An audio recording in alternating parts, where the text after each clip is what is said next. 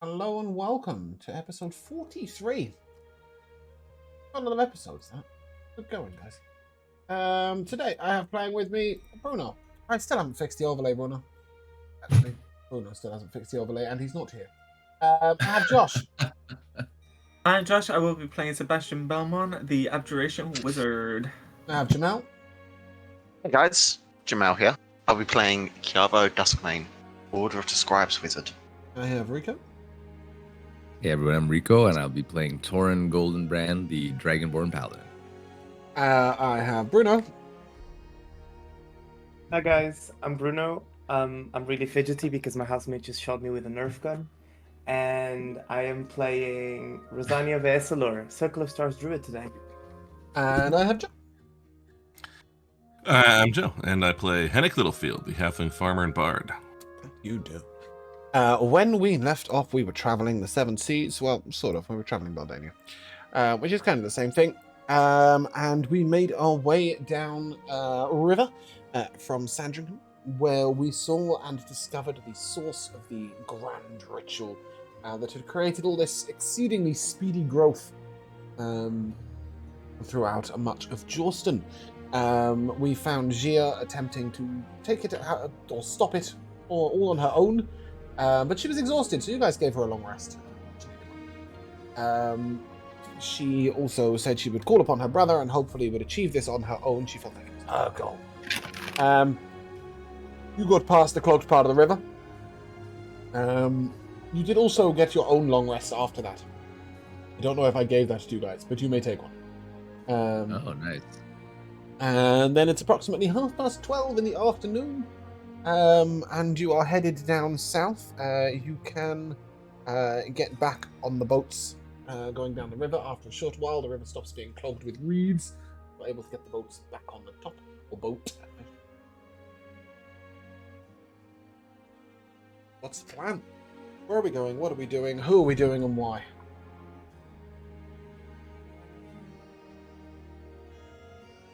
Well. We going So- to number 2 first? Yeah, there is this number 2, and not like that. There will be no pooping on the deck. that's despite its name. Well, not on a ship this size, a boat, really, a dinghy, if you will. But I do think not only would, according to the maps anyway, we have things marked. Two would put us on a sort of get as much done as possible sort of circuit, but we could also get rather close to the borders of Yakin and make sure that we can even get to 2, find out a little bit about that. I mean, it's not quite the same as going to the borders up by Harbondon, but it still might be worth knowing. I think that's a sound idea. I think, does anyone disagree? No, Rosania is just rolling some skeleton bones, trying to determine whether she gets wheel or woe today. Oh, But she's in. Oh, okay. Does she have wheels today? Today I rolled a 3, which means woe. Oh, sad. That's You even. could have had wheels, and No, instead odd. you have woe. Are we voting it down then? Yeah, I mean, I think that was just about, God forbid, the river clog up again or something nonsensical. Let's get as boaty as close It's as certainly we can. getting easier and easier the further down you go. And in fact, the water is beginning to rush almost too quickly for your little boat. And you quickly realize that you will need to pull in sort of here-ish. You'll need to pull in before you get, taken out to sea, basically. yeah. Right, yeah. So this is a very wide section of the river. For reference, it's probably 40 to 50 foot wide at this point. But it's almost 100 feet wide at the mouth. So you can see that sort of really coming outwards. In my mind, I don't know if any of you have been to New York, but in my mind, like it's like the very end of the Hudson River, when you come look across, it's like there's a huge stretch over. And that's that's the sort of river this one is. So if you want to jump it's ship, big. Oh yeah, it's big. And you're in a little, what did you call it? A dinghy. We'll have to discuss that later because to me, a dinghy is an inflatable yellow boat. I don't know whether Oh. it's something else. No, I mean the only reason I wouldn't have thought it was right was just because a dinghy has got to be like attached to a larger ship or something. But Yeah. anyway,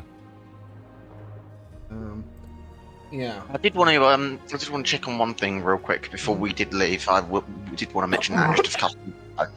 Sorry, I coughed myself to death. That's fair.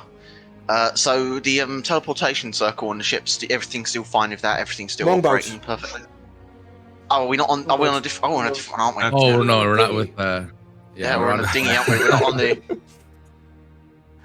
We can't tell. You can't just teleport circle back or anything. we're on a can we? boat Yeah. where we shouldn't talk about it too much, or we'll never be able to have the cart with us. Let's just pretend True, everything oh, is yeah. fine No, of course. and get the The, boat. the logic is that the cart would travel along the side of the river, Yeah, it's a floating cart.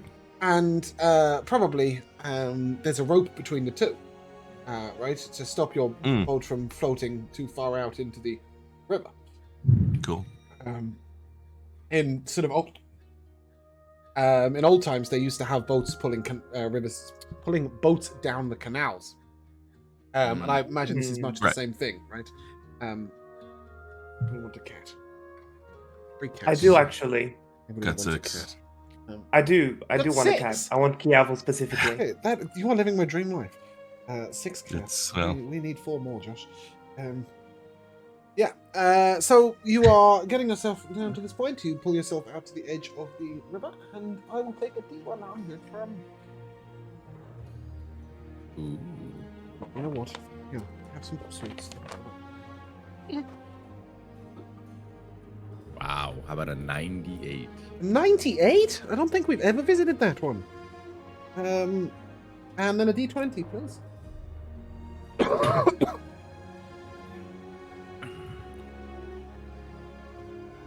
A 10. Cool.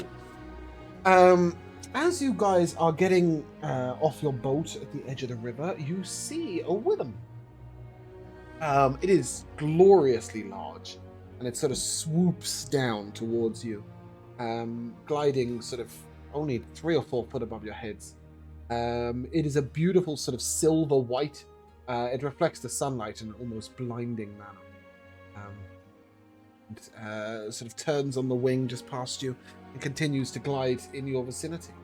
Wyverns are dangerous if fought or attacked, though they don't tend to make attacks on humanity.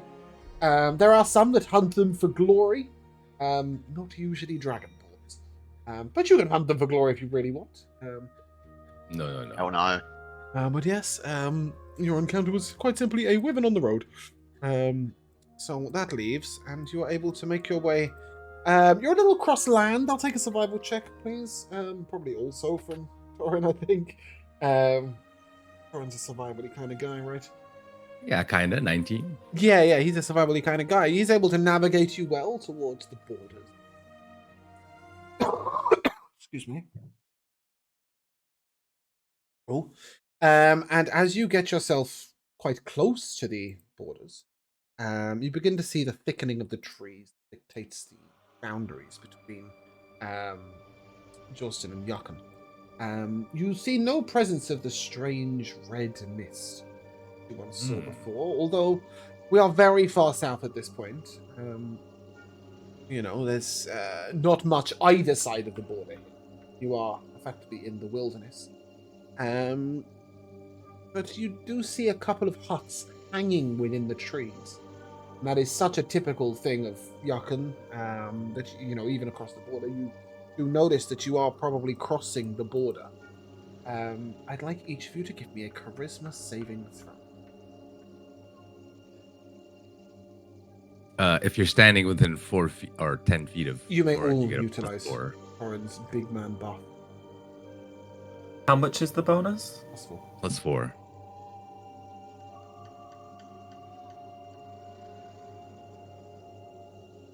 Did anybody get below? Go on. Sorry, I was just gonna say I got 25. That is definitely above a 14. Yeah. Did anybody get below a 14? Nope, doesn't look that way, does it? Oh, so there's a moment of disorientation, where there's a sort of low-hanging fog that The air is thick and it smells slightly odd. But you sort of breathe out through your mouth and wait for a moment and adjust to that air and able to maneuver onwards. The map says that the second way of the path is sort of in the southern part of the jungle, but none of you are having much luck finding the entrance. You search around for a couple of hours. Difficult going. It's very the hills sort of roll up and down, and the trees are really rife and thick here. Unusual jungly trees that make the going difficult and show plenty of exotic creatures in the vicinity. Go on, Josh.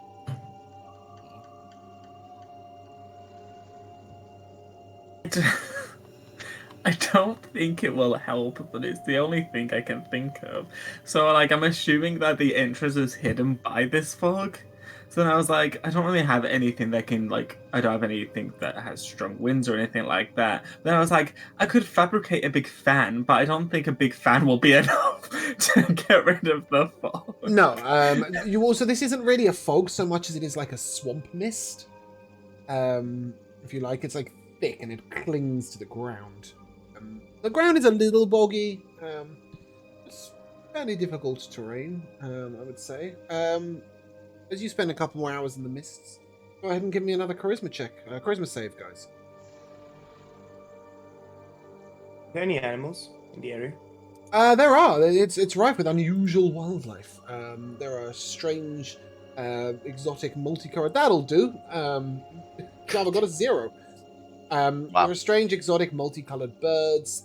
4. You sense sort of little snakes and stuff. Snakes? Yeah, there are snakes. Most of them tend to be tree snakes, so they're not actually, you're not walking through them as much as seeing them inside. You see unusual frogs, one very bloated purple toad. But most importantly, Chiavo, you are seeing something different there.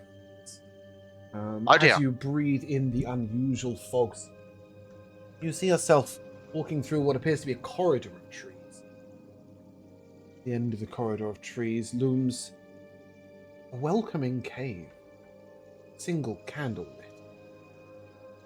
But without realizing, you push your way to the front and start to lead the party onwards. Get to the entrance of this cave. Sorry, I know this is really bad, but I actually wouldn't follow Chiavo. That's fair enough. Only because we haven't spoken at all, and I don't trust him. I No, don't but know you if would he's probably capable. follow the people following Chiavo. But I think even the group might be like, Kevo. I just don't think he's capable yet. Exactly.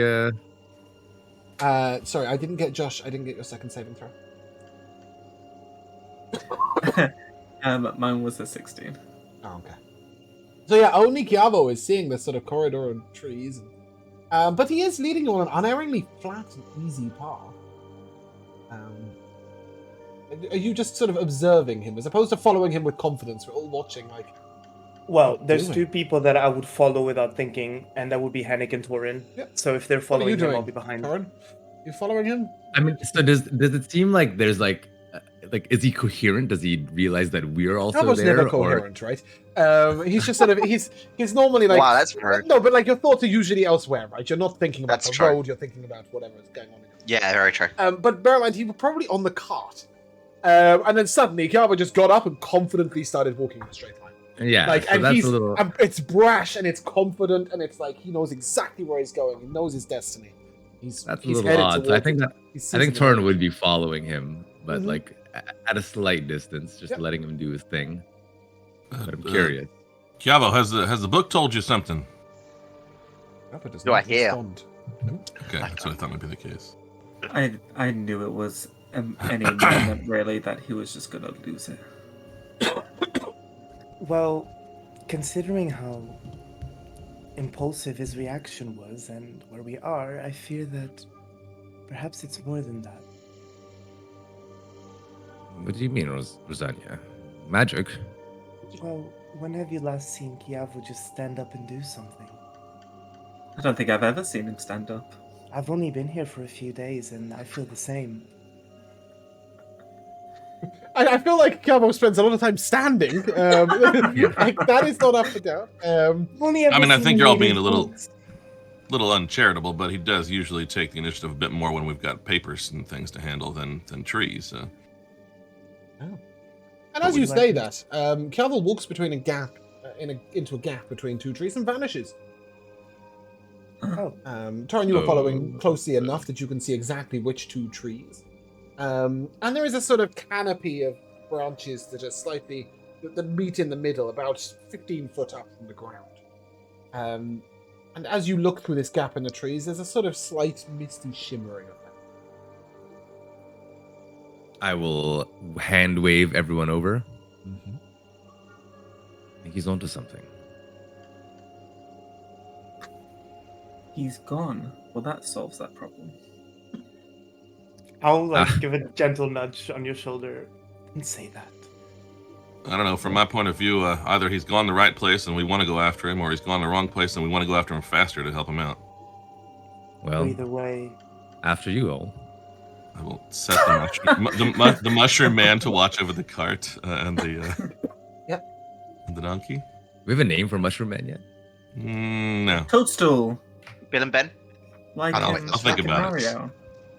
before we go in, do you think it would be worth it to check with the animals in the area, see if they have any information? None of it's going to take too long, and Hennick goes through. As you step through, you step into night. Is the best way to describe it, and as each of you pass through the gap in the trees. Yeah. Find yourselves. Have we entered the Feywild? No, you've entered a cave. Oh. Torin would have looked at Rosanna and sort of like shrugged, and just like push her and Sebastian both in. Well, once Henrik said that, I would just go in out of my own volition if he doesn't want us to wait. Well, and I wasn't trying to take away your choice to do that as a player, but No. I'm very much like Rosanna's following your lead. I will need to be pushed in. Yeah, Sure, I will you can be pushed, pulled, grabbed. I will definitely push Sebastian in, yeah. That's good. I mean, you step in here, and I will say just quickly, because obviously there is a Buddha on the screen. Okay, it is very difficult to find a picture of fantasy caves, especially one that was candlelit. So please ignore Buddha. But apart from that, this is the sort of zone that you'd be amazed how difficult it is to find art on the internet. It's actually what. Yeah, I bet. So as you sort of step down into these candle lights, Calvo is standing a little way in. He seems quite relaxed. Calvo, as you step into the cave, you find your head is clearing. And as you look, you see a long, spiraling series of rocky paths that seem to lead down to a central point. You do hear your party enter behind you, and you can't think what came over you. But you are definitely feeling a little more with it again. The group of you Well, are united. where the hell is this place? I'm not quite sure, Cavo. We followed you. I don't know quite how the hell I ended up here, but it seems something pulled me out. I think we have reached our destination. well, he's all right. If we want to be more cautious in any way, I suppose it's worth just even seeing if we can return. Yeah. At this point, you can easily step out. You're out in the daylight, and then you step into night again. What's weird is that when you're in the cave and you look out, you see nothing. It's like really dark and misty, and it's as if it's the middle of the night and you're trying to stare through a fog. And as soon as you step out, it is bright daylight. Well, that was easy enough to go back and forth. I guess see what's in here. Just to Really remind you, strange these place. paths are lined with lit candles. Each of these candles is a light and burnt somewhere between 2/3 and halfway. There appears to be nothing keeping them burning. There's no one around. And Chiavo and Sebastian both know continual flame, I think. At least you have witnessed it before. and know that this is not it. There is something else keeping these candles lit. Wow. Well, Okay. Are they flickering like a normal candle? No. Very still. And they float about 2 inches above the ground. who is in the front in our lineup? Well, it was Chiavo, but obviously Technically once you're in- Chiavo, but yeah, once we you're in, you can we maneuver around. pick The it up. path is not that narrow. You can walk 2 abreast if you will. I'll do this in character because I want to get it sort of quickly. Which one of you is usually at the forefront of the battle? Well, I suppose that would be me. I'll cast light on your shield, and then I'll head on to the back of, like, I'll be like at the very back. Yes, I'd like you're- to take a. I'd like to take a moment to head over to one of these candles. Is it still giving off like heat and No. everything like it normally would? It gives off light. Light in a sort of 10 to 15 foot dim. But no heat whatsoever, and indeed you can put your finger right through. And I don't mean quickly like you can a candle, I mean you can literally like put your hand in the flame. The light doesn't even get disrupted. Is the candle solid? Is The candle my hand itself go is through? solid and waxy, Okay.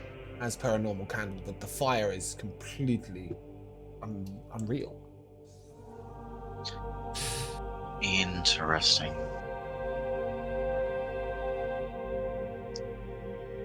Not sure what to make of the magic in this place. None of this seems especially complicated or dangerous, but someone went to a lot of effort to Yeah. make this place as it is. I hate to dampen the mood, but you don't deem being magically allured into a cave as something potentially dangerous. Oh, it is. It is. But you're not about That's- to die to candles, is his point. You're most certainly not. We've seen very, very dangerous things, and this. And I've seen many dangerous things disguised as benign. That's also true. Is it As long as there's not a lich in here. You know What what did I you say meant. you've seen things disguised as? Things that are benign. Innocent. Oh, benign. evil. Sorry, yes. I only Yeah. had the 9. I was very confused. Oh. It's just what? Yeah, cool. Definitely. You know, you would all be cautious and on your guard at this strange. But as I said, you can see winding paths all going down to a central point. I will lead the party down. Okay. When you finally do get to the bottom of these winding paths, you find yourselves at what appears to be a sort of in-cave river, an underground stream, if you like, and there is a boat perfectly still at the center of the river. Nothing How very appears to be convenient. anchoring it or tethering it in any way at all. How big is this Big boat? enough for all of us? There are 2 rows of 2 benches, if you like, enough space for you to sit 2 and then 3. Probably where's it- provided that you put Torrin and Chiavo in the front row. Alright. So where does it look like this little boat goes? Yeah, We so talk. a short way downriver, you can see the stream moves slowly but quickly enough to move a boat. There is a sort of tunnel, if you like, where you'll have to duck down to go through them. That is where the boat will go. There appears to be no other path marked, and the candles Torrin. light the way into that cave. Yeah. Thorn will also hold the shield up, sort of like a headlight, Mhm. guiding the way. A candle slowly drifts down from the ceiling and lands at the front of the boat, sitting there waiting. Has it been 3 weeks since I last cast Mage Armor? No. Okay. Probably a week. Okay. It lands on the boat, like Yeah, it physically. just sort of it's just sort of hovers 2 inches It's above still the front. it's still of the bow. hovering. Okay. Yes, but in that sense, it.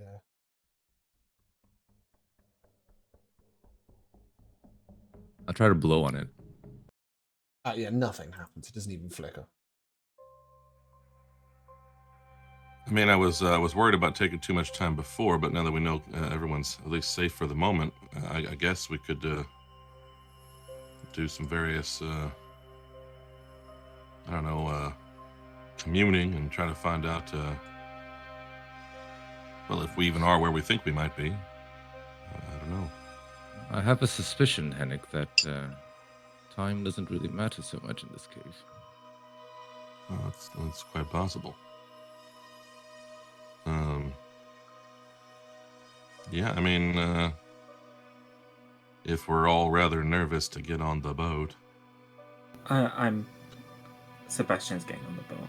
Yeah. Oh, I'll follow Sebastian. There's only 2 people I'd follow without hesitation, but I'll jump on the boat before that idiot cat goes up on his own.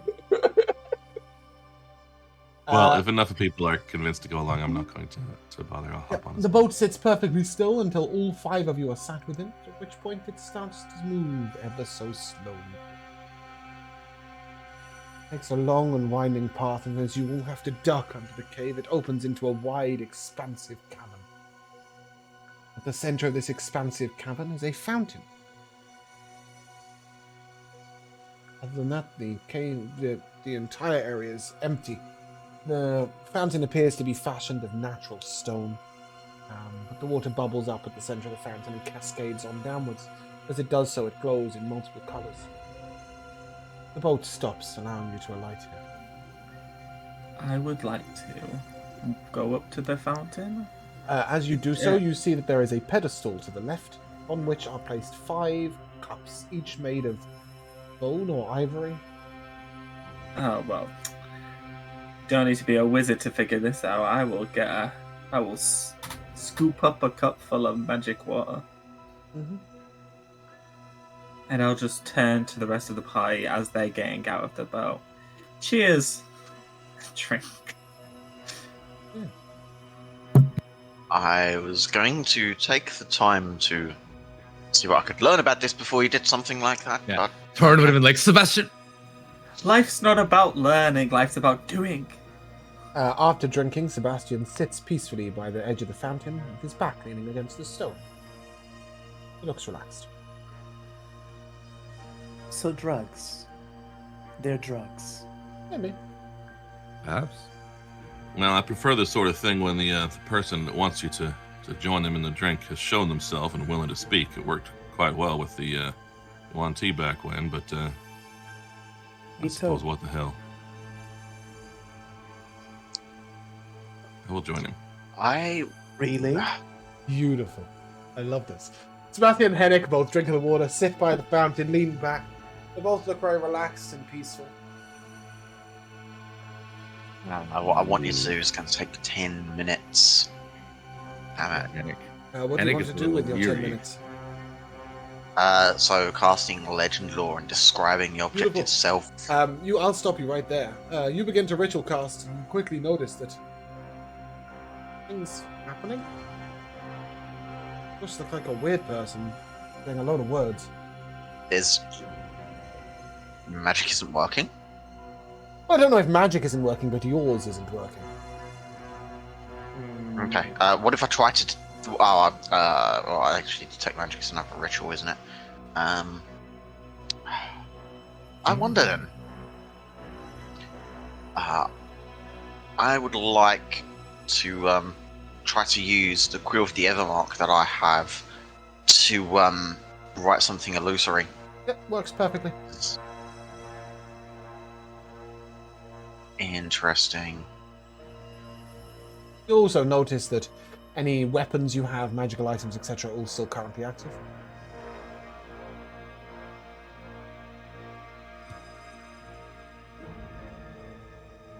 And yet, if I, say, attempt to briefly cast Shield on myself... Nothing happens. Oh. You made a This is a discovery, complication. Pavel. I can't cast any spells. My magic is dead here. Sort of. Your mage armor is still present. Yeah. The magic on me, yes, absolutely, but I cannot cast. I wonder if that's the same for the lot of us. And I will attempt to cast Aid. Nada. Nothing happens. Don't waste a spell slot. Just say a few words, wave your hands around. Bit weird.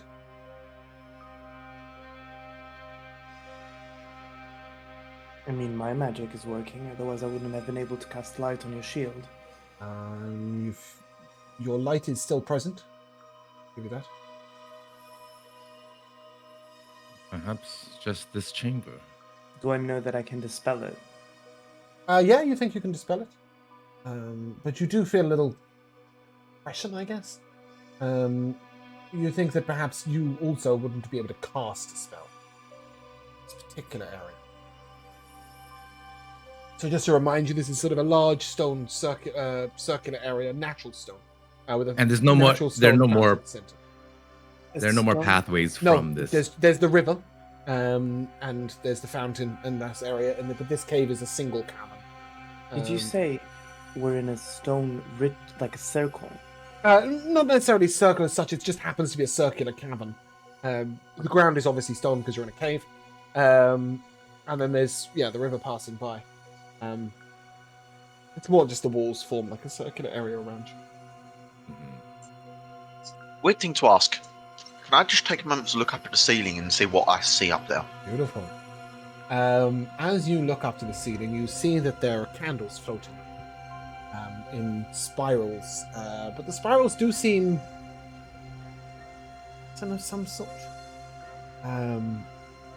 Almost as if they are spelling out a rune or series of runes upon the ceiling. And as you focus more on the ceiling, you notice that the light is being brought down to the ground in shafts in a certain pattern. Almost as if creating an effect upon the ground. Or upon the whole room. You do think the ceiling is the key to the anti-magic effects that you're currently witnessing. Also, Sebastian has started to snore slightly. His head is tilted to the side. He does appear to be asleep. I was gonna say Torn wanted to check. It's now that And it's looking some time drowsy, has but not passed. quite asleep. Can we wake him up, or Can I Henrik, you there? Henrik sort of turns his head slightly towards you, but then ignores you and drifts backwards. I do not like this snore. one. He purrs when he sleeps. Sorry? Sebastian doesn't snore. He purrs when he sleeps. Oh, sure. Yes. Okay. So you're purring slightly. That's even more concerning. Talia giving us an example there again. Yeah, was the cat just purring? That tripped Yeah, me out, yeah. man. Can you hear it? So Torin will turn to Rosa and he'll sort of say Rosa, this may be a new experience to you, but we've actually encountered quite a few of these ways of the path, so to speak, and I must say that their solutions are often quite strange and almost always certainly dangerous.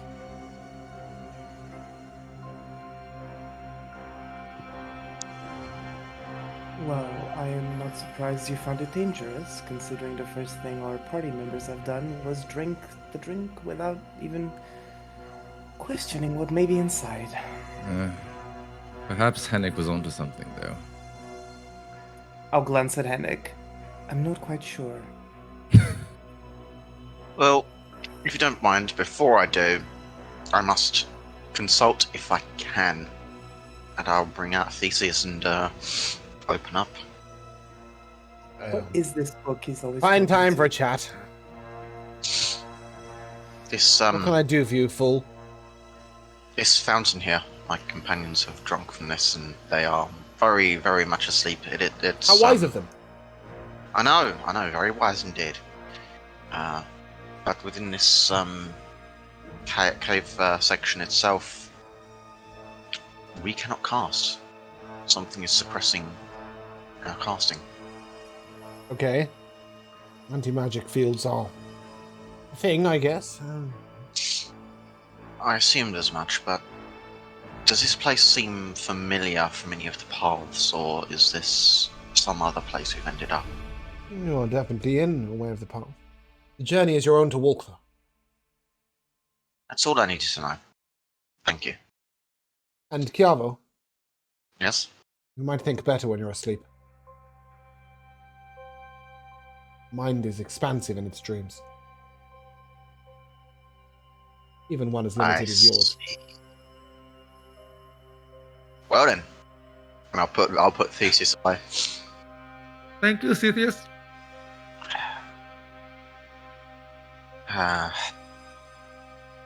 Seems like a tentative recommendation to take the sleep and see what happens.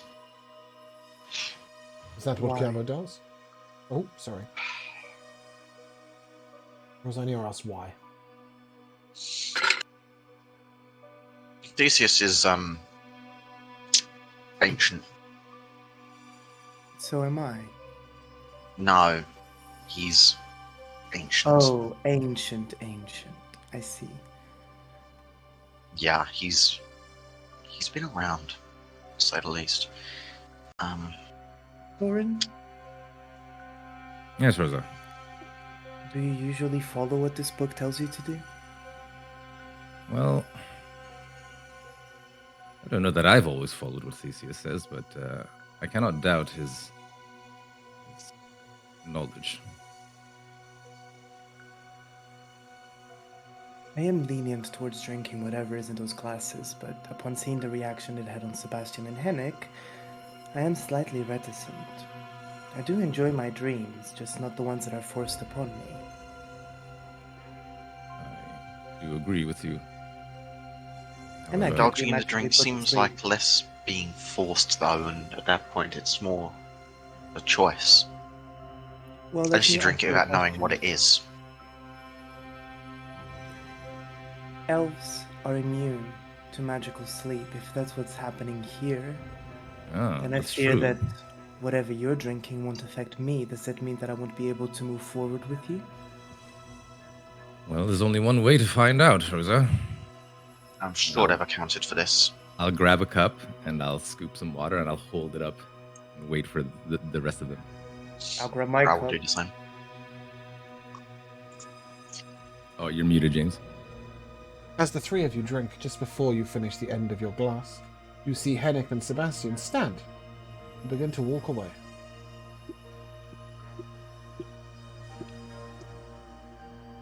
I guess we should follow. As you finish the drink, the path before you clears. And you see that at the back of this circular chamber is a small passageway. Seems to lead into a forest.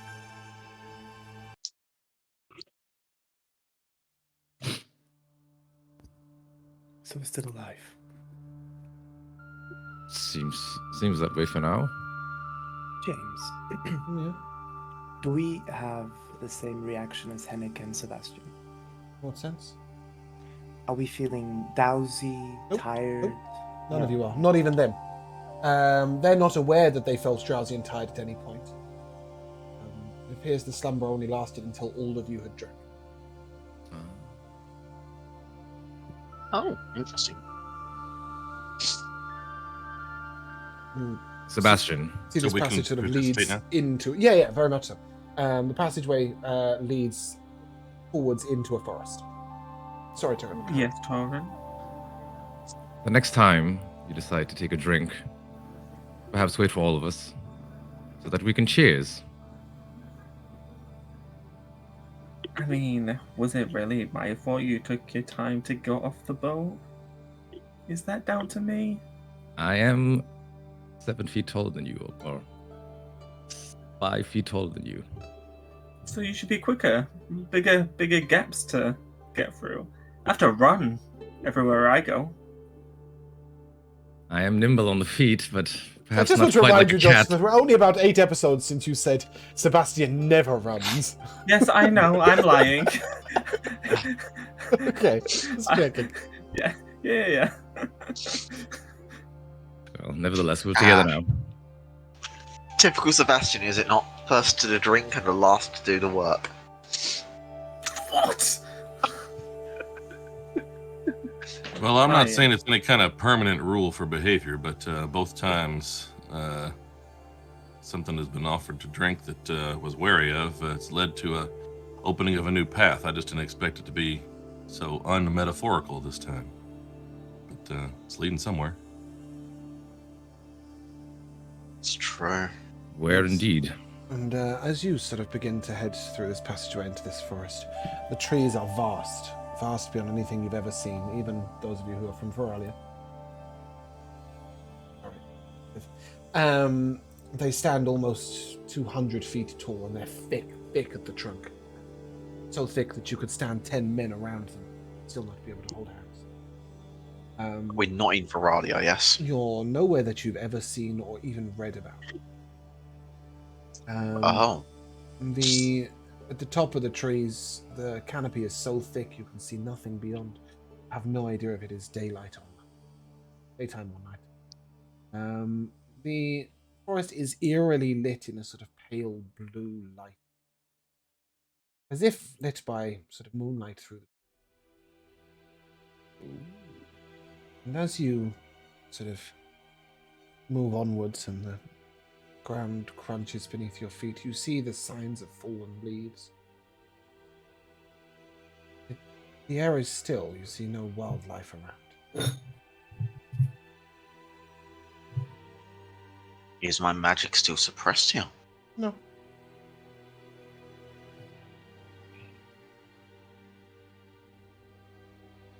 Because I would be tempted to go and explore some of this, but hold on the magic for now. Maybe for on the way out. I would be tempted to spend the next chunk of hours here trying to wake up one of these giant trees, but I don't think that's going to work too well. Did you say you wanted to cast the Awaken spell, Hennig? Well, I admit it's not something I picked up too much on my own, but I have a magical item that allows me to do so. Well, if there's anything I can do to help, it's one of my favorite spells. Well, I suppose when we have more time, a fair few friends might pop up then.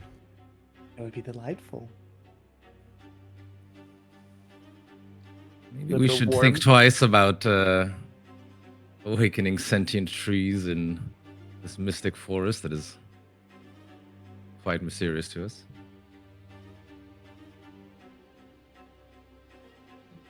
Yes, of course. Onward wherever it leads. It doesn't lead anywhere.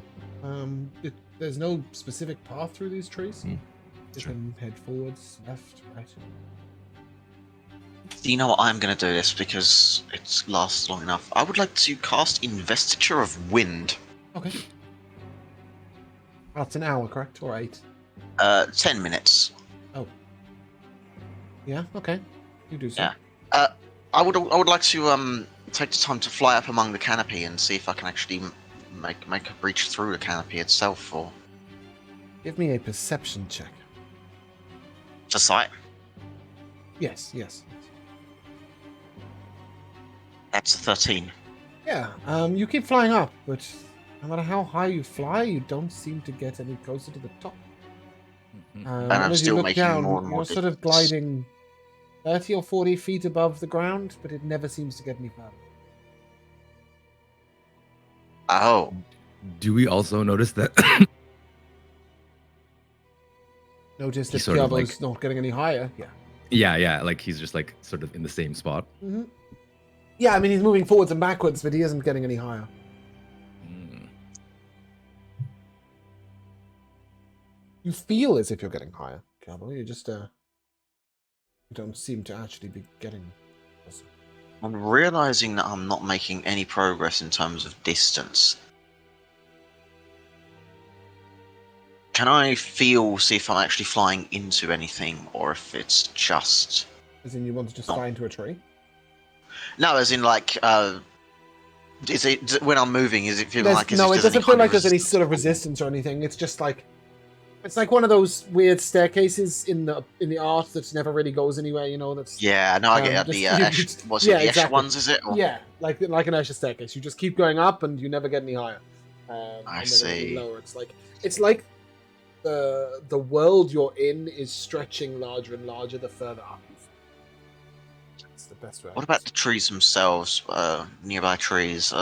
Can I fly over to these and... Mhm. Yeah, and what?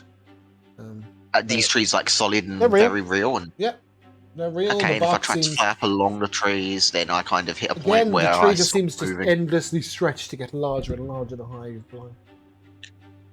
Oh. Well, if it's a forest we're in, might as well explore it.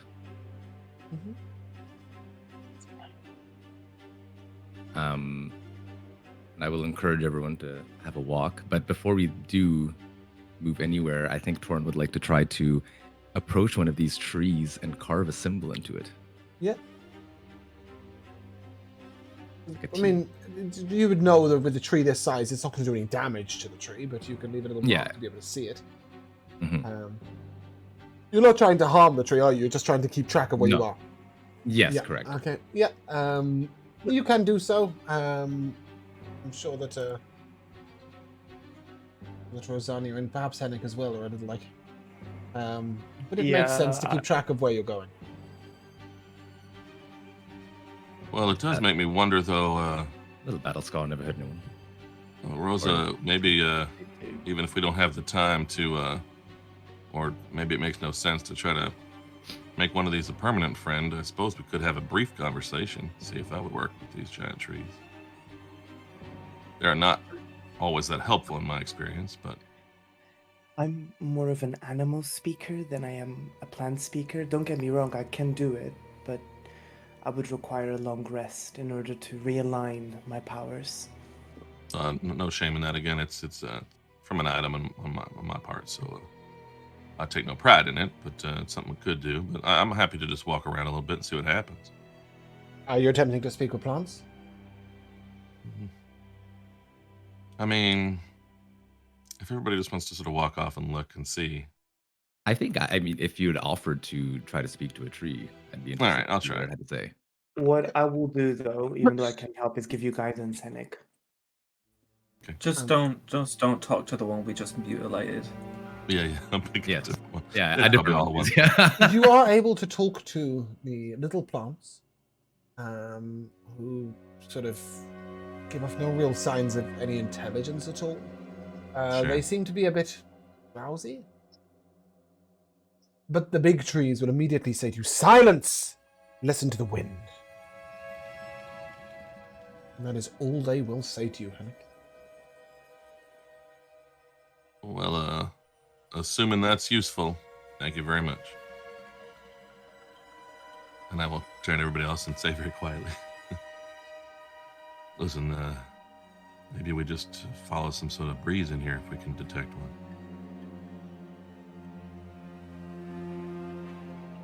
You say that Can I and you roll? will go quiet. You will begin to hear a very faint music. Deep, deep. Way away. Light sound of a voice. Background. Trying to focus on that. Appears to be somewhere through the trees ahead of you.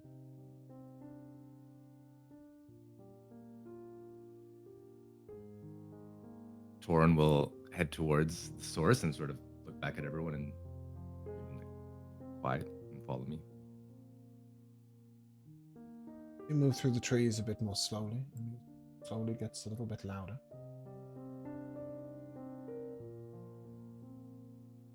After sort of 10 or 15 minutes of walking, you come to a clearing.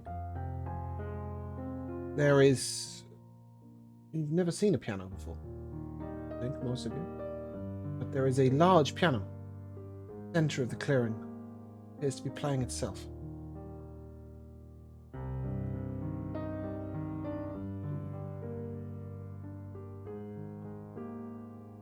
What's that? Some sort of musical instrument. As you move closer to the piano, you will notice that a great shaft of moonlight comes down from the sky, down onto the piano. And as you look upwards, the canopy seems to clear at that particular point. You see what appears to be a thin gossamer ladder sort of cascading down through the moonlight. Falls down next to the piano and sort of gently sways in the wind. Kiava, obviously you drift towards it in the air. Yeah. You don't think your spell's going to last long enough to fly all the way up, but you could at least get halfway up the ladder. Yeah, I'll get a good way up and then just rejoin the ladder when I know the spell's coming to a close. The ladder is surprisingly firm, considering it's sort of gossamer and flimsy and made of some sort of almost like silken rope.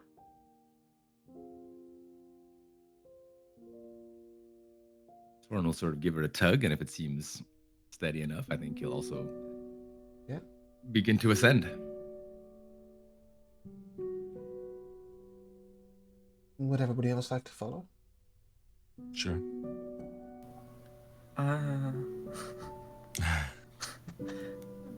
I'd like to approach the piano. Mm-hmm. Is it... Can I press one of the keys? You can, and it sort of adds a slight discordance to the melody. And as you do so, the rope that two of your companions are on, the ladder sort of wavers slightly, trembling. Okay. Don't do that again. I'll look up and just be like, I think Torrent sort of like two steps up, right? but But Chiavo's hanging like 75 feet in the Oh yeah, in the that's air. that's what I'm looking. That's who I'm looking at. You start to play Happy Birthday, you know, just see him yeah, fall to his face. Yeah, no. That's fine. I just wanted to see if we could interact with it, but I'll follow the leader. Is anybody not? No, the ladder. Rosario, I think you're the one at the bottom. Yeah, mostly because I am quite reticent about doing any of this, and I'm a little bit confused as to why these people that I'm traveling with find it so easy to just move on through these very dangerous areas. But, you know, if they're confident, then I suppose that we shall follow up. Climb. Nope. All together now. You don't get to climb, Rosario. As soon as Oh, you okay. put your hand to the rope, it's like the world has been spun upside down. And you start to fall upwards. Or downwards, you're not sure. As this ladder sort of collapses up into the... For a visual representation. That was brilliant. It was so good, I lost my music. Where are we at? There we go. Fantastic. The ladder sort of collapses upwards into a hole, and you're all tumbled out onto the ground on a soft bed of grass. You are on what appears to be a square patch of grass with solid stone walls around you at all four sides. There is a roof that's slightly too low for Torren and Chiavo to stand. And upon the table is some tools.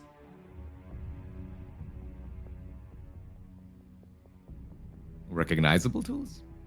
Yeah, as you go closer, you realize that it's sort of a painter's equipment. There's a palette with various different paints. There's a bucket with a sort of large pot of deep blue paint, and various paintbrushes.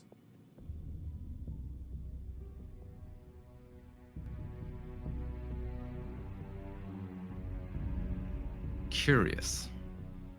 There's only a field around us. There's no like. There are four There's walls nothing. around you.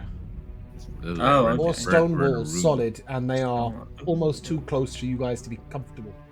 The room is approximately 10 by 10 feet.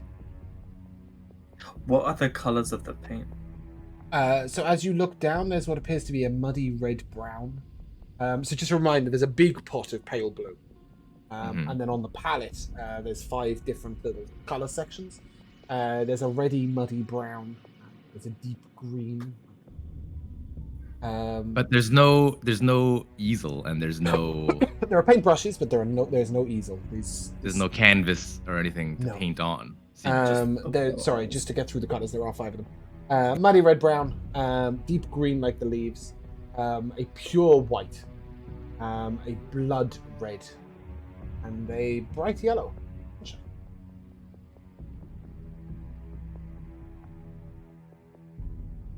Is this the colors of the sunset? Well, I don't know about sunset necessarily, but it does occur to me. I mean, I'm not the brightest fellow, but if there's one thing I know, grass and nothing else would grow Oh. in a place like this with no sky to shine some sun down upon it. So I could imagine some of these colors being used for a sky, if not necessarily a sunset. And indeed, as you touch the ground, it is indeed turf. It is loam. It's thick and it's lustrous. It smells Hennig, good. are you Yes, Rosa. suggesting we paint the sky? Well, we fell in here somehow. Going up to a sky. I don't know. Could imagine something becoming real. I mean, there might be another way out. That might just be the way back. I don't know exactly. Well, it's not like any of you will be able to reach the ceiling, and Torin will reach down, grab. Yeah, Hennig can't. But you, Rosania, Winkiavo and Torin, you're having to duck. Yeah. You know, Rosania can quite easily reach the ceiling. Kiavo can no longer fly. He has run out. We could just draw a door. There are paintbrushes enough for 5 of you. I'll grab a big paintbrush, Mhm. stick it in the pot of blue, and I'll start covering the ceiling. Yeah. I'm gonna. For a while, you've got a ceiling that keeps dripping on your head. You know, little drops of blue can be, going on you. But after a while, although you're only painting blue, you do see clouds appearing in your painting. Bastian, what were you doing? I want to take the smallest paintbrush and dip it ever so gently in any color. I'm just gonna start just dabbing the bottom corner of one of the walls. Yeah? Yeah. You're just sort of dabbing Just white on the least- corner of the wall. Yeah, just the least amount of it. Oh, helpful. right, as if to, do nothing, basically. Yeah. Yeah, you sort of dip it in the white, and you're idly just painting little dabs, and then suddenly it begins to take a form. You notice that the painting is a bit like a feather, and that feather falls off the wall down in front of you. It's Ooh. quite solid. Then I would like to draw a staff of power. You draw a staff, and a wooden stick falls at your feet. Amazing. I can hit people now. Yeah, however, it might be worth mentioning this feather does appear to be quite solid. It's a real thing. Ooh, I'll draw a diamond. Yep. You are able to draw a diamond. It falls down onto the ground in front of you, though it does appear to be a crystal. Oh, Ah, well, gotta get better at my painting skills. Sebastian, can you Yes. do me a favor? Would you mind trying to draw a door? Oh, the thing I suggested. Okay. It was your and idea, after all. Oh. I will draw a me-sized door. Of course you will. Yeah, at this point, Torin has nearly finished the sky with Rosania. And indeed, a vast sky stretches above you. Clouds start moving upon it. Paint no longer is... You don't gain any purchase, right? You're just putting your hand through the ceiling at this point. There is nothing there but sky. You paint a door, and... What, a wooden door, perhaps? In muddy brown? Sure. Yeah. Yeah? Yeah. What do you do with it? Does it become real? Oh, it's real. Oh, then I'll open it. Okay. You open the door and you step into what appears to be an artist's studio. Oh, cool. Wooden I'll floor. close the door behind me. Bye, guys. There is a wooden floor. There is an easel in front of you, and indeed the painting appears nearly finished. There is a sort of series of canvases with blotches of paint. You guys can duck through that door if you want to. Well, I couldn't draw a them size No, you door. couldn't. Of course, it made perfect sense. I was going to say, I missed a Hennig step. starts drawing really quickly, like a little shelf, and then stands on that shelf so he can make the door bigger. Sorry, I missed. That a step. works. Let me just fix that. It can be like in Alice in Wonderland, where it's just a door within another door, within a bigger door. Yeah, it kind of seems that way. I imagine Hennig drew a bigger door around the small door, and the small door is like the little cat, the dog door. Yep, it's like a little flap in the door. Or you've made a two-part door, right? Oh, Yeah. Serving. Anyway, you step out into what appears to be an artist's studio. Wooden floor, easel, there's canvases against the wall that are mostly blank. The same sort of palette, artist's palette, is upon the table. And the painting on the easel is almost finished. Looks like that. Looks like the cave that you started in. Oh. And Where's it's the part lit which on isn't either side. finished? And Were we drinking paint? Maybe huffing it. Is that what we're so dousy? well, Kiavo, it's very interesting you should ask that. Go ahead and give me a performance check. Not a performance one, but sure. I mean, not a performance 12. one. No, I did ask for a performance one. Nah, 12. I think he's not. Yeah. Oh yeah, you're not very good at it. Yeah, I know. Yeah. There's lots of things you're not very good at. That's okay. Accepted. Yeah, you sort of Accept- look and well, you see the candles lit. You see the pathways down to the center point. But the boat's not there in the river, and it looks like it's just behind that is a little white patch. It's a little square, not where the boat would be, but behind that. It's sort of on a platform, if you like, next to the boat. It's just a white patch. Nobody's painted anything on the canvas. Is that where the entrance would be? No, it would be at the very bottom. It would be where you got on the boat. Just the other side of the boat. There wasn't a platform there before. There was a wall. But now there's like a little platform, and there's then a white gap. As if, sorry, it's very difficult to formulate this imagery, so I will just draw it for you. Thank you, James, for providing us visual support. Yeah, just bear with. I'm just turning the grid off. Over. So if you imagine, you see the path down here, and then there is a river running straight across like this. And before, there was a wall at the back, sort of just here, right? But now there is not. There's no wall there at all. I can't grab that. That's real helpful. Drawn it and now I can't move it. There we go. Wait, so does that mean we can go back into the painting and access that area? Not sure. There's little candles all the way along. But now there is a sort of... there's still a wall here, but it sort of breaks in the middle. And there's a sort of little platform area here where the wall sort of follows around. And in that platform area, just here, is a nice empty square.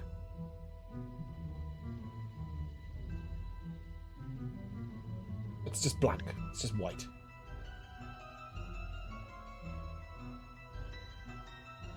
How should we complete the painting then?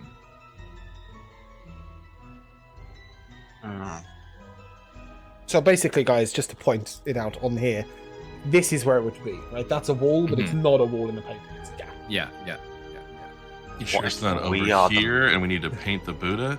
God doesn't exist, Joe. Not yet. What if we are the missing part? That's what I Oh. was thinking, actually, Capo. Well, in that case, Your I would like to intelligence adapt outweighs my- your performance abilities. well, actually, I do have some practice and talent on calligraphy, so I You do have do. the ability for the brush stroke. You So I are would able to like paint. to utilize that. Yeah. Even if you paint stick figures, it is not long I will before make a good attempt at least to. the canvas recreate sort of expands a little bit, and it sort of takes on a. I think he's the wrong thing to say in terms of painting, but a sort of. It's moving, right? It's like slightly wavering, like an inky texture. Is the you know what I mean? You almost sort of Yeah. you're almost compelled to touch it. But just before you do, as you look around, you do see that there are other canvases in the room, right? I'm just going to reiterate that. Some of which look like they're just little blob of paint, but some of them are covered with cloths. So make of that what you will. Oh, Let's can I take take a moment to them uncover off. one? You uncover a canvas of a vast forest, huge trees everywhere. The second one, there's a piano at the center of a clearing. Shafted moonlight. Is there a third? Yeah. There is a round stone cave fountain at the center. Let's There's keep going, a unveiling more. passageway going in. And then there's one that you haven't seen. It is a Beldania easel. It is a small square sort of stone area. And there is a pedestal at the center with a book placed upon it. And a small table with a wooden chest. That's going on the easel. As you put it on the easel, it sort of ripples slightly, and you feel the urge to touch it. I'll try to resist the urge briefly to touch it. Mhm. I'd like to look at the door behind me. Door behind you? What door behind you? The door we painted in to open, not there. Oh, you painted a door in the room you were in. You opened it, And and now you the walked door's not through. there. When you shut it, it became the wall of the artist studio you were in. Oh, okay. Then in that case, hell, I'll go with it. I'll touch the painting and see what the hell happens. You enter into this room. You find yourselves standing in a square room. There is a pedestal. On the pedestal is a book, or what's like a book, but you soon realize the book is made of stone. Inscribed into the stone is a message: "Wear the path, reaching 2 of 27. Define your own reality where possible. When you cannot define your own reality, at least define your boundaries." And there is 2 sort of stamps of magical something floating, sort of just above the book, on the stone. You think that they might be. I've certainly pasted the GM notes. It was just the spell. Sorry. There are 2 spells sort of glistening on the pedestal.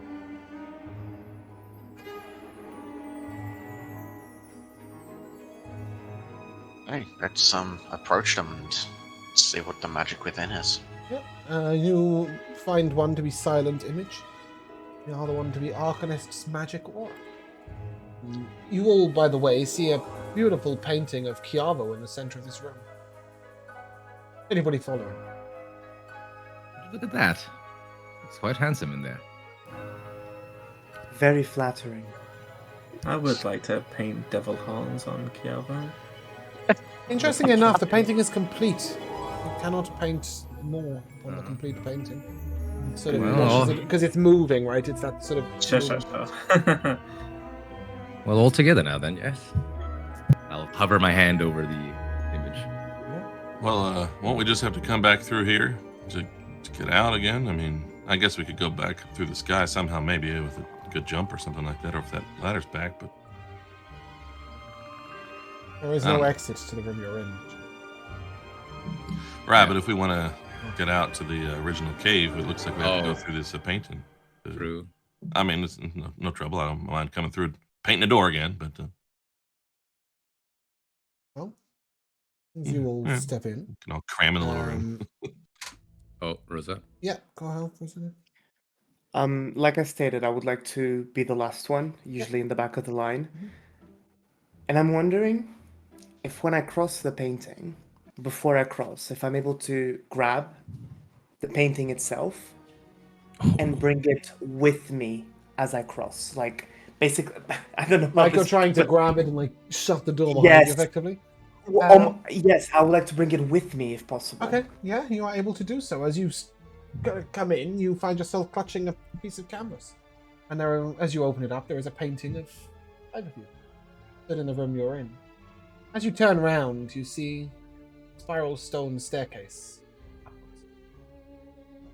On the table next to the pedestal is an ornate wooden box with, sort of ornate, beautiful wooden box. How big an ornate wooden box? A jewelry box size, maybe a little larger. Maybe a foot in length and half a foot in depth.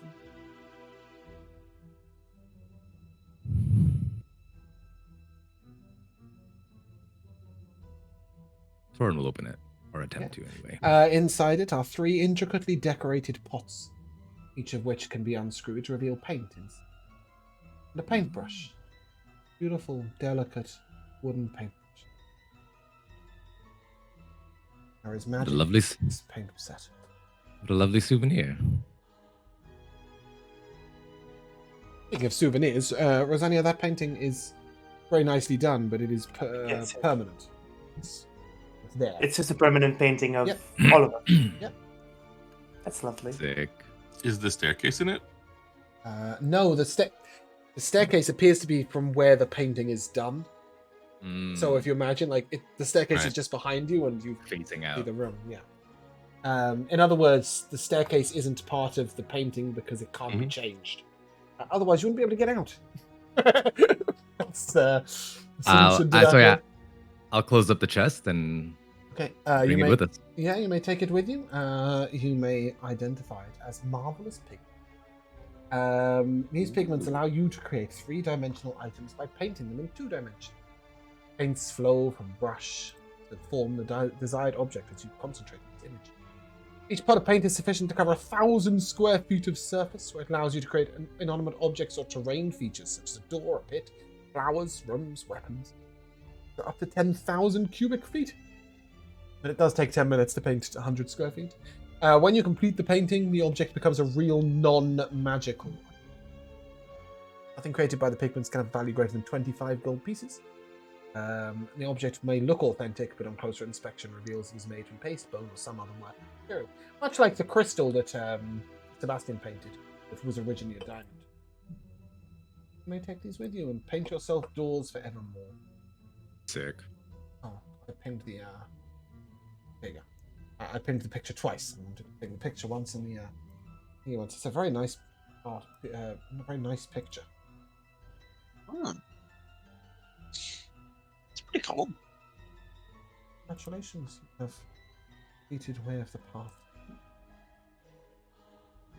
Yay. So that, I think, will take a moment. Hello, and welcome back to episode 43 of Beldania. Yeah, you were able to ascend that wooden staircase. Wooden? No.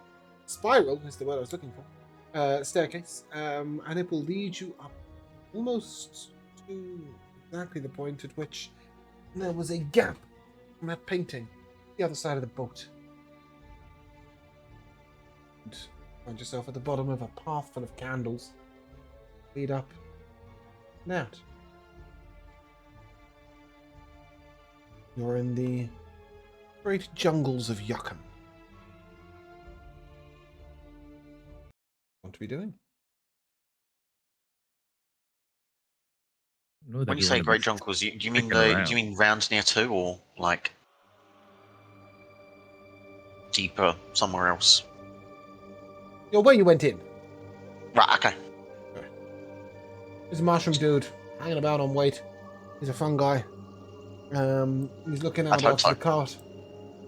That sort of stuff, right?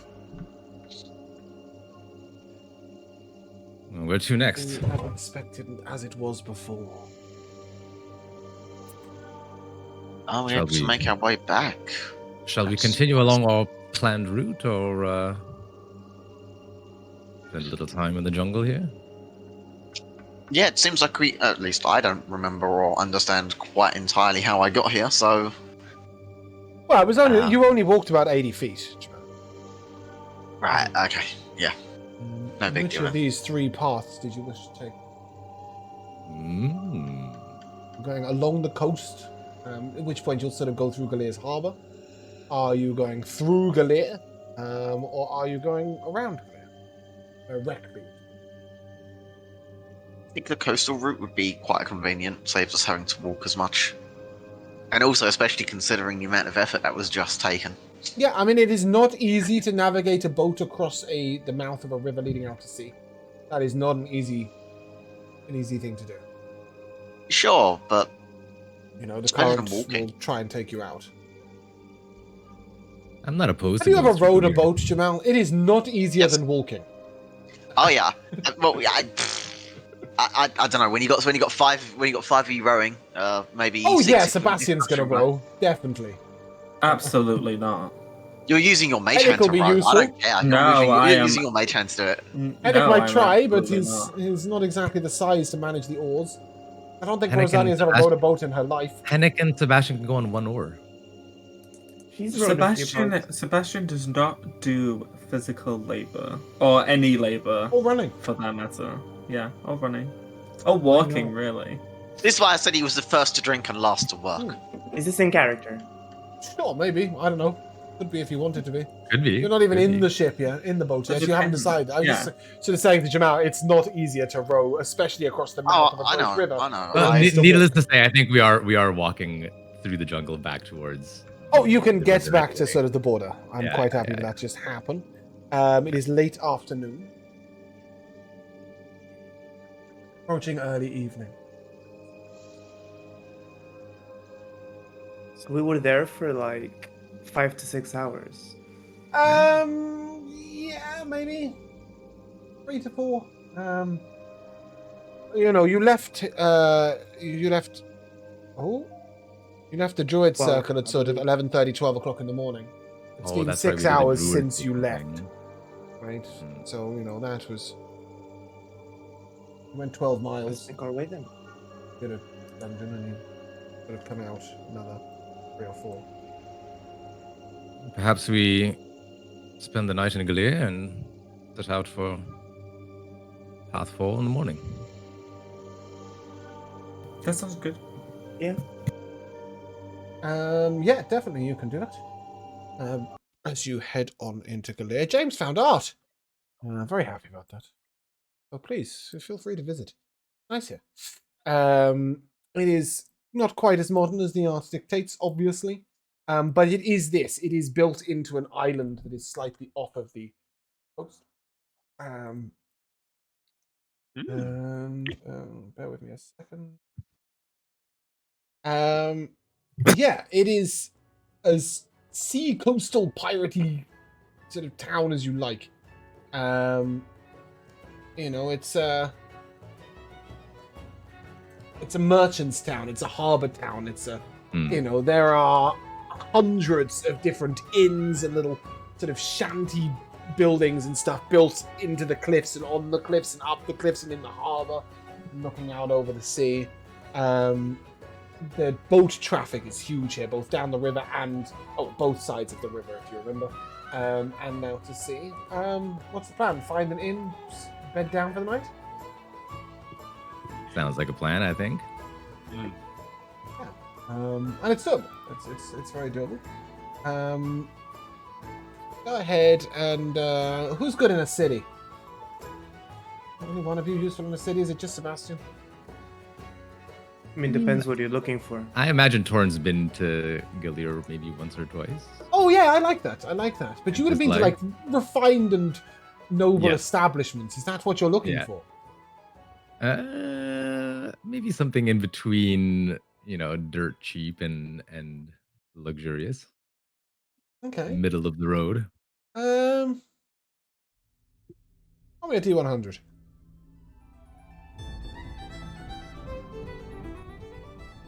$78.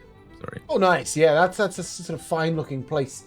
What did you do with the boat, by the way? Well, are we gonna leave need it tied after up by this? the river, or are you just gonna? I mean, it sort of cost you what? I think it was 3 copper pieces.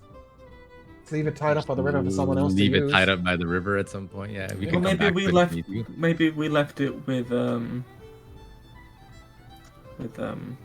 elf. No, you definitely couldn't have done that because you then used it afterwards to travel halfway down the river. Okay. Yeah. So you we'll say that you left it tied up at the river. You know, and if you wanted to go back to it, you could, but mostly you've left it there for someone else to. You've come in and cart? No. Donkey and cart. Black Radish, you know, sort of riding along. Do you bring your mushroom friend into the town?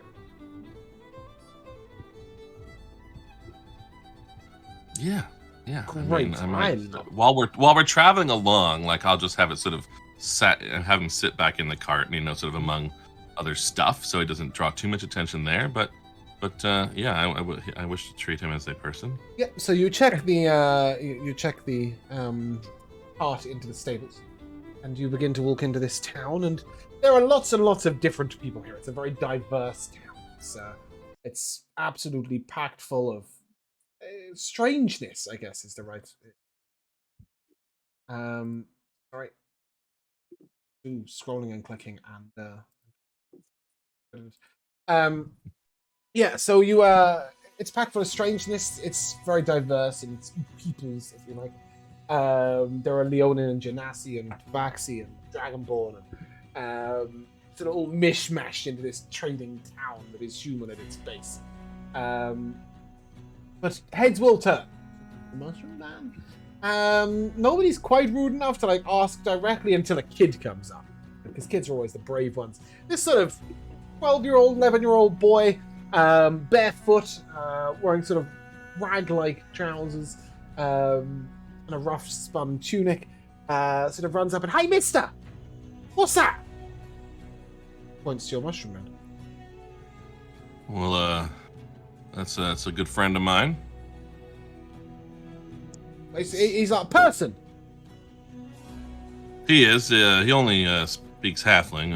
My normal language. I can obviously talk to you in common, but You're you joking. can't- He doesn't speak Halfling. He speaks Mushroom, right?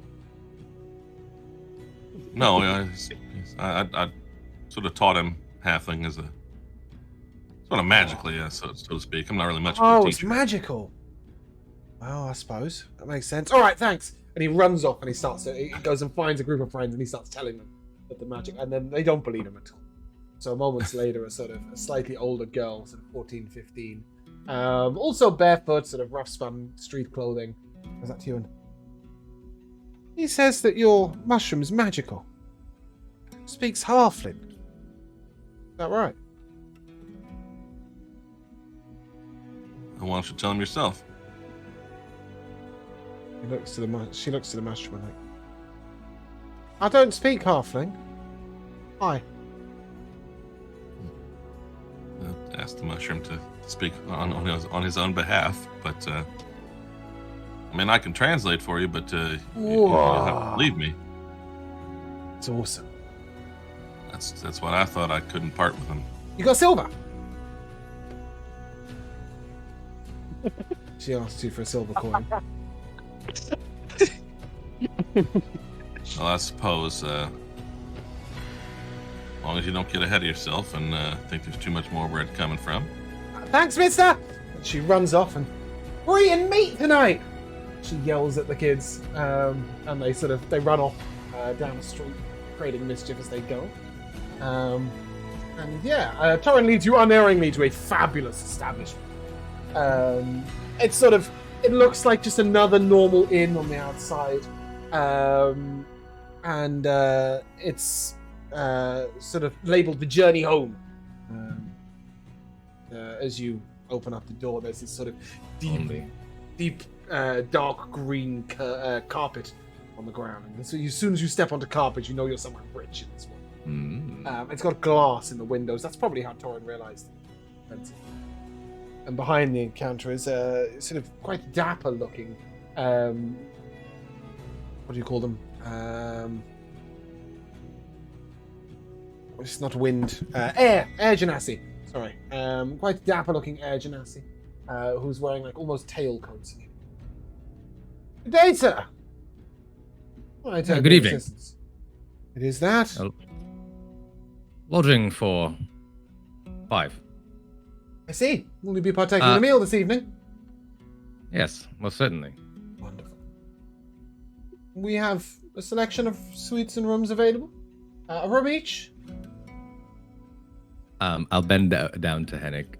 Would the mushroom like his own room? Oh, I think the two of us are small enough to share. That'll be fine then. Yes, for 5 of us. Excellent. And a meal for 5 as well. I'll glance over at Henrik once again. Mushroom does not eat human food, right? Does he eat? Yeah. Does he eat? Yes, that's right. We'll find him something. It's sunlight right, and for- water.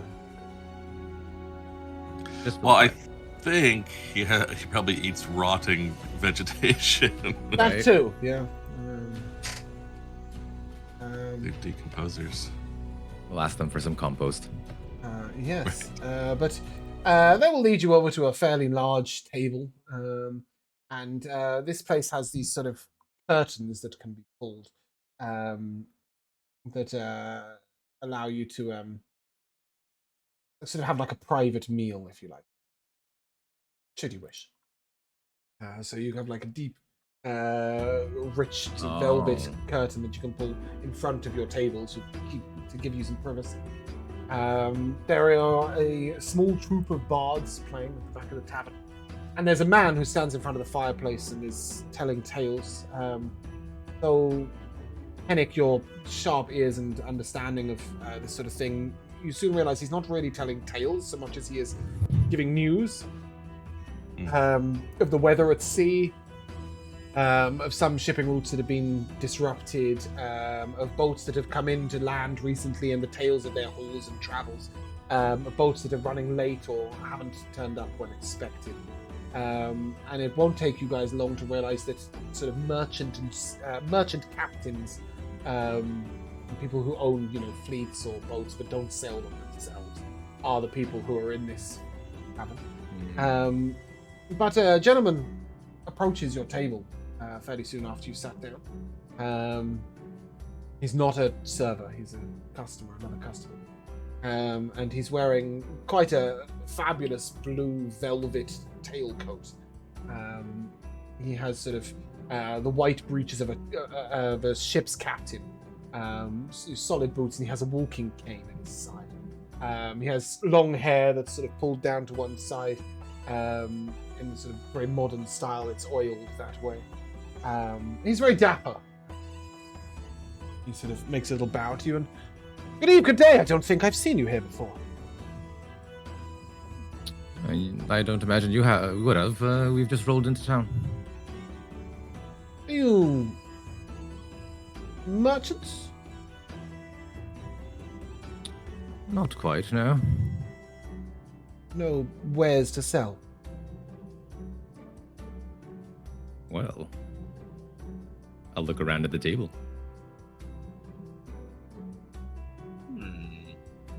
Well, nothing in sort of the normal kind of bulk goods, I am Captain Drummond, and I do not trade in normal goods. My ship's coming in. My ship came in the shore a couple of days ago. Traveled far. Wondering if you might have anything unusual there. I have something. Do you? Yes. However, there is a requirement for those who would like to use it. Enlighten you me, must- please. You must be of the magical sense.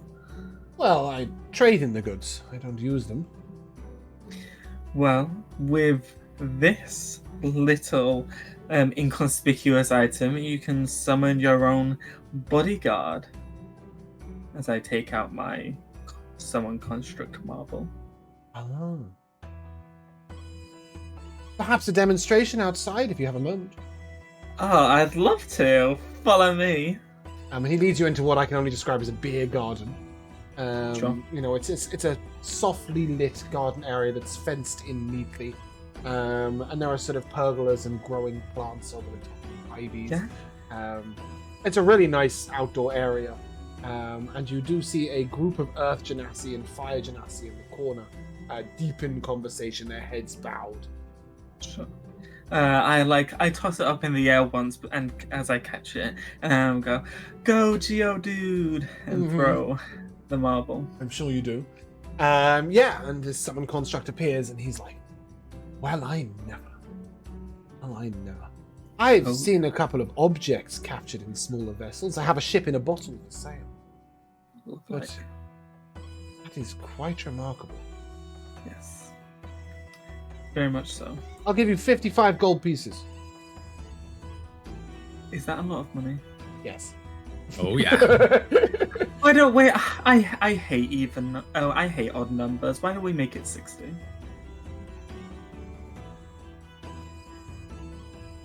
I'll go to 60 if you tell me the tale of how you came to look the way you do. That'll be 70. 60 and a tail. 65 giving you a good and deal. a tail. You don't like odd numbers. 60 and a tail. 64. Deal. 60. 60 and the tail. 60 and a tail. Tail of your tail, perhaps. My tail's too expensive. My tail's too expensive. But that's fine. I don't know how long it takes to unattune from it. Unattuning is instant in this. Sorry, unattuning takes an hour in this world, and attuning is instant. Okay, so can I unattune while telling him the tale of your... whilst telling this? Yeah. Yeah, and certainly he will tell some tales of his own. Oh, can I actually tell it though? Yeah, in a moment. Bear with me. Okay. He's going to tell some tales of his own. Hennek and Rosania may give me insight checks for different things. My passive is 19, if that helps. No, that doesn't help. I'm sort of actively seeing whether you're trying to pick points in his tail and whether you see anything particularly interesting. 33. 23. 23.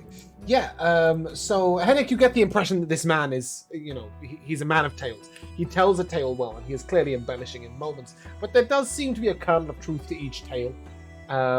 You get the impression that perhaps not all the tales are his own, but he is recounting the tales of others. But he will tell you the tales of how he came by these strange items. Rosania, with your insight check, you do note that he tells tales of lands far away, and he makes it out to be Beldania and Kalan and other sort of...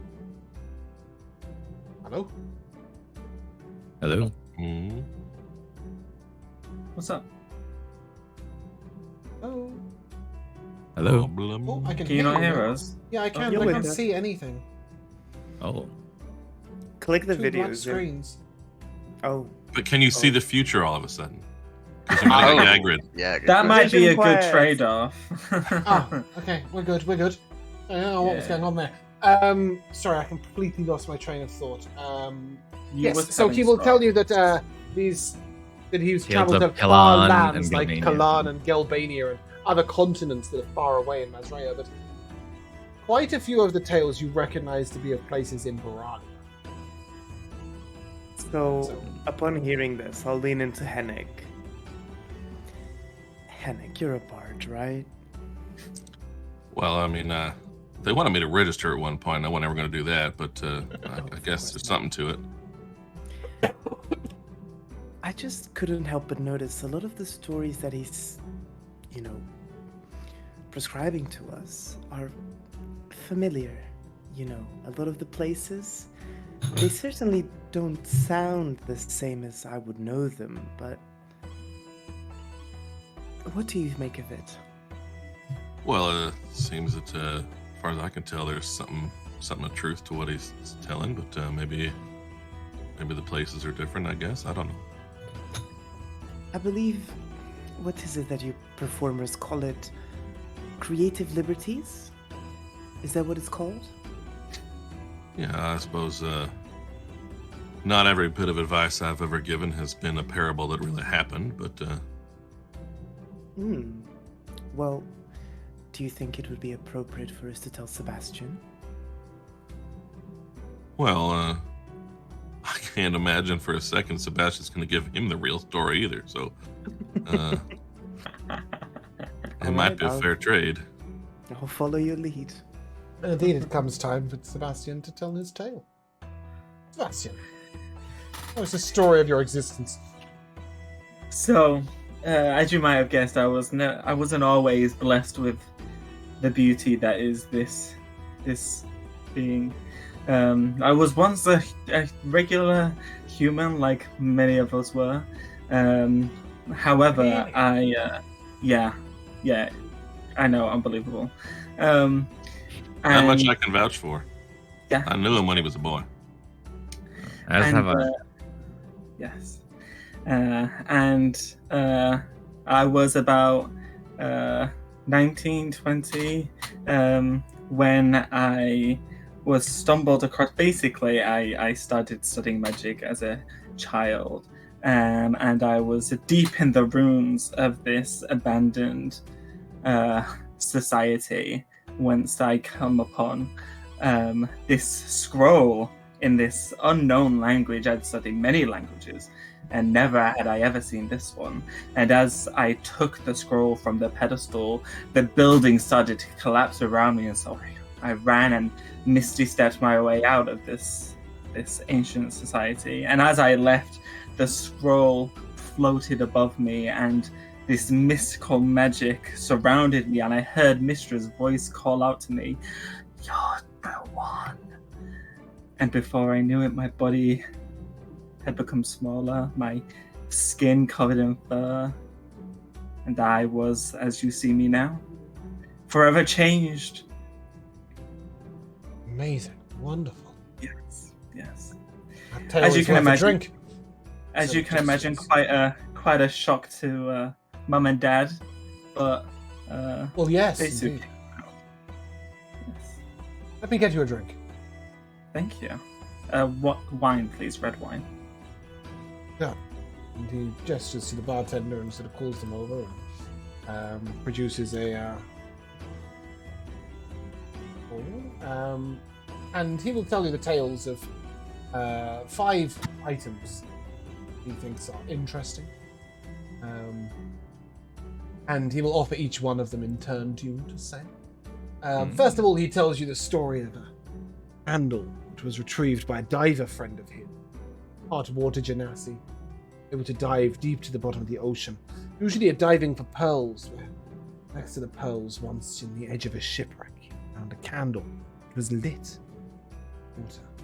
Flame did not flicker or disappear, though it gave off heat and light, like any candle would. This candle is still lit to this day. Helpful tool and unusual. Yours for only 5 gold pieces. He will sort of offer you a. Well, he will not offer you a apparatus of Qualish. He'll offer you a candle of the deep. He will tell you the tale.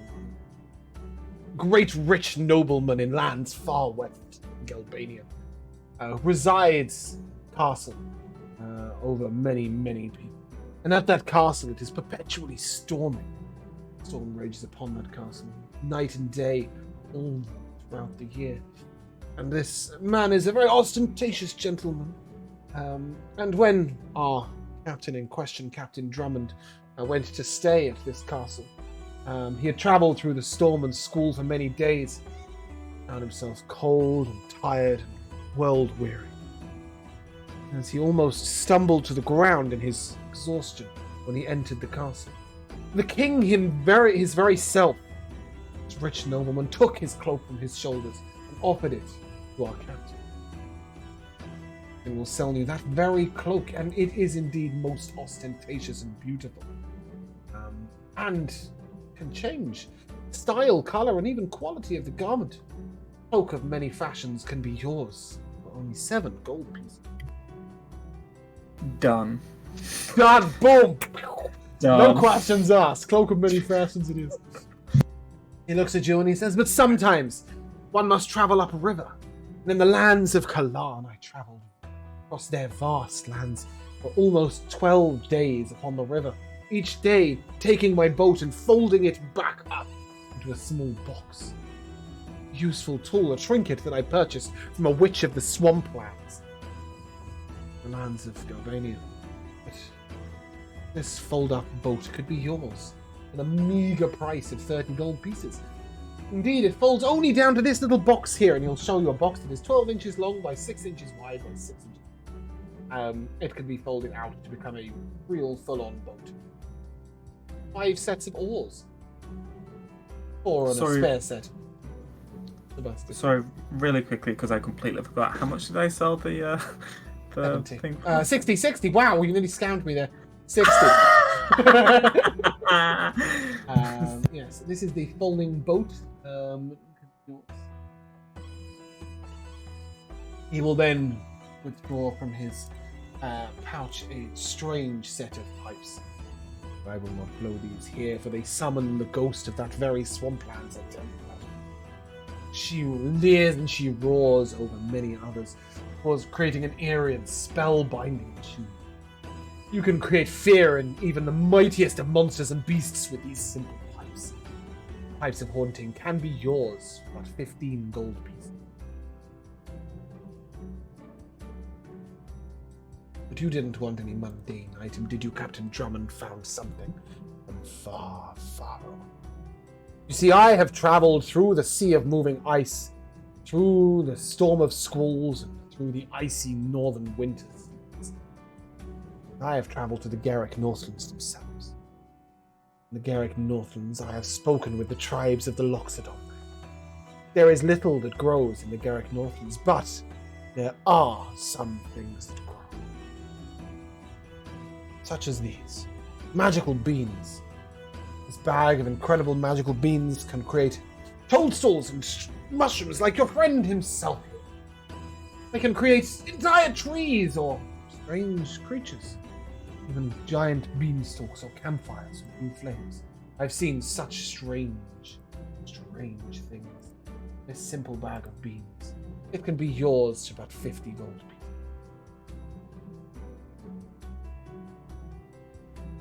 Let it not be said that Captain Drummond does not offer fine wares. Yours. Are you interested?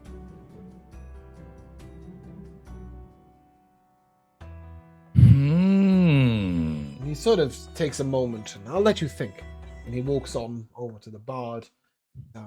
Seems to have a conversation with them briefly. Play him a song. Song that he is a fan of. He sort of returns back to the table, and as the bard is striking up a tune. So, do we trade? There's something that catches your eye, or your imagination, for that is the true meaning of merchant, captain, pirate. Ooh, I said that, didn't I? And he sort of notes that he has just told you he's a pirate. Well, you don't find wares easily without a persuasive manner about you. But trading is not about the wealth, is it, or the gold? It's about capturing the imagination. Have I captured yours? What is he asking for the cloak? He's not. Sebastian purchased it for 7 gold pieces before I could even finish my sentence. Jays. He doesn't have another one, Sam. That's fair. He does have a cloak that billows on its own accord. It'll not be that for a gold piece. Well, Torin, if you would like it, I will give it to you for 15 gold pieces. You can keep it, Sebastian. But he will offer you a cloak of billowing for a gold piece if you wish.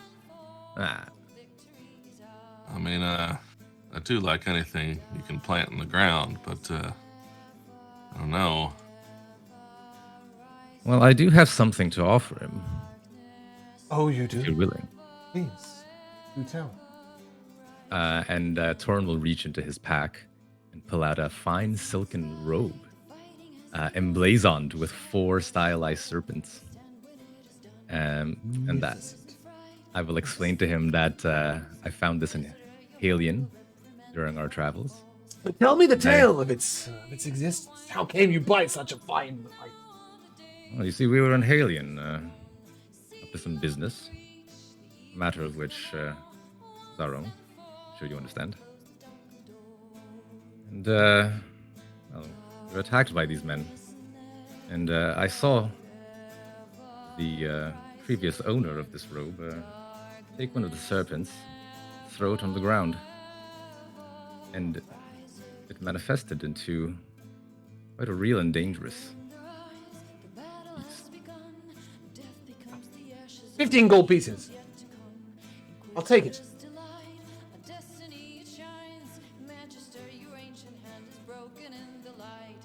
20, and that bag of beans. I will pay you. The bag of beans he's selling for 50 gold. Yeah, so like the exchange should be 30. Oh, is so what- you want to is pay what- is 30 what- gold and the And the robe cloak, itself yeah, into the bag sorry. of beans. Oh, a deal. Done. There's the song. And he sort of gestures over towards the bard. He's happy with that. Bag of beans are yours. You may spend 30 gold and lose your robe. He's already trying it on. Quite fine, do I not? You, Leonin, what do? You don't speak much. It's true. I don't speak much. I don't have anything I'm particularly interested in parting with at this moment. But what I do is I'm a wizard and a scribe. Wizard? Do you do potions? Yes, I do. I have done a fair few. Hold the thought there. I have something. I thought it was near worthless, but might interest you. It's like it's like a traveling kit. He sort of places it upon the table in front of you. Sort of looks a bit like that. It's a little fold-out kit, you know? I'll give it you 2 gold pieces. So looking at this and sort of using my alchemical ability to sort of gauge the equipment, is it just like a more portable version of what I've got? It's an uncommon magical item containing miniaturized versions of alchemist supplies and poisonous kits if you would. Interested in them? Can also make poisons with this kit if you wish. But while it's on your person, there's no need to draw or stow it. If you're searched, finding it is quite difficult. But most interestingly, it's just really portable, yes. Meaning you could do your alchemy wherever you happen to be. Okay, and that is actually quite useful. That will definitely be an upgrade over my current situation. 2 gold, you say? 2 gold. Done. Sure. What of you, Elf? I'm sure you have a tale or two, do you not?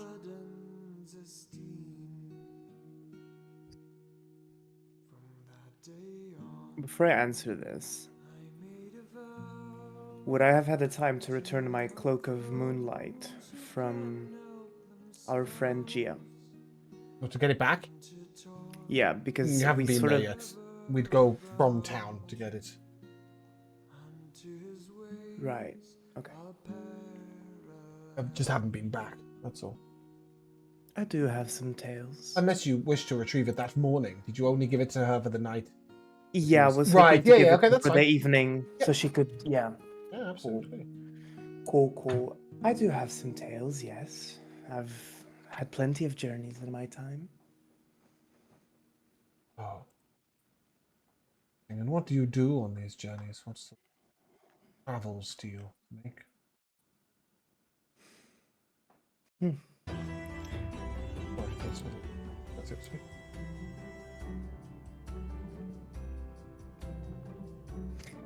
That is the question, isn't it? What do I do? I've seen beasts and fae, and even a demon once through the corner of my eye.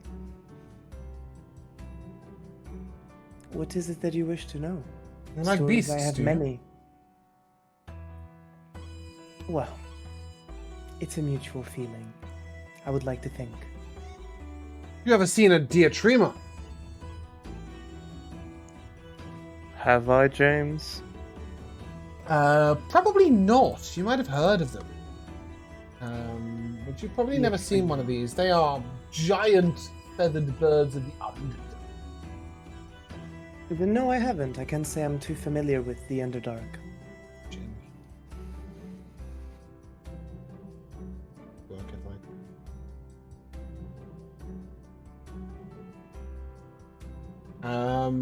I will put it in roll 20 just for reference. Sorry, not roll. Yeah, I'll put it in roll 20. Handout. This is a diatrema. Come on. Loady load. He'll turn to you and he'll say, well, a wild companion could be at your beckon and call, should you wish, if you're interested. Seen this beast on my travels but once. But a strange man. Of skin and white of hair with eyes as red as. Gave me. You know he's describing a drow at this point. Yeah, Gave me I this gathered. most unusual feather.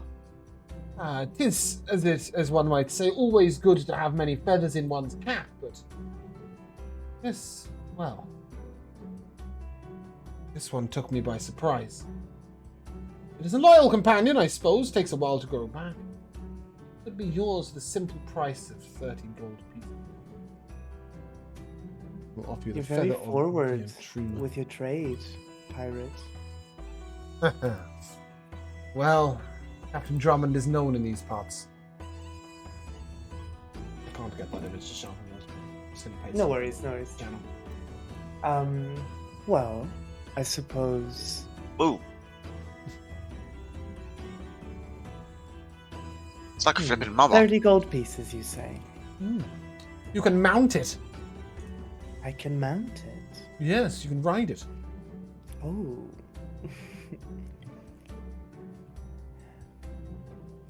Now, I don't necessarily need something like this, as I'm quite self-sufficient, but perhaps... What is need? It is about want, desire, capturing the imagination. I must say, Captain, of that I possess none. But perhaps I can tell you a story, and if you still feel like it's worthy of your time, you may wish to trade that feather for it. You want me to sell my wares for nothing but words? Well, considering that your ware, as you're presenting it to me currently, has no further value, perhaps we can trade it for something that has much more value than gold. A memory. A learning. Or even a lesson. Goods for words. Are you a trickster? That sounds like more piracy than I've ever engaged in. Well, I would like to think that a pirate such as yourself can see the worth in something more than just coin. That is true. That is true. Speak your tale, I will decide if it's worthy of my goods.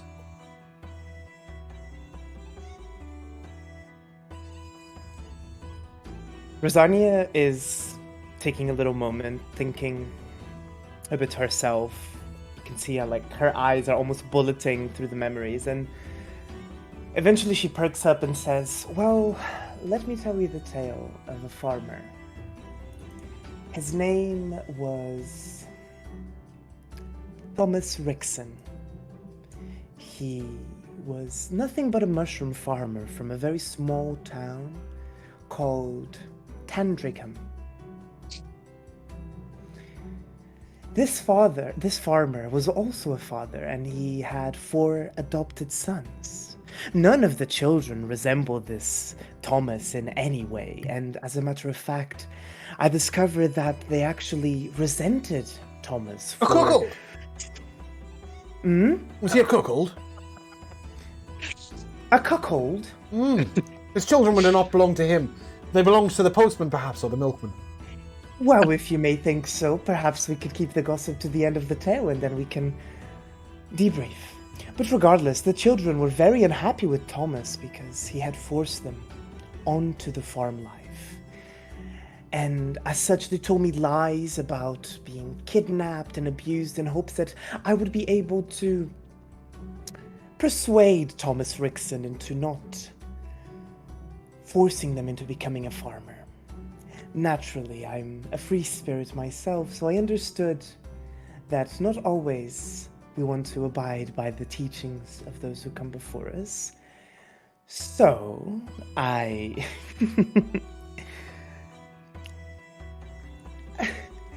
Well, let's just say quite a lot of the farm animals were a bit unhappy with Thomas's judgment, and they made sure to let him know.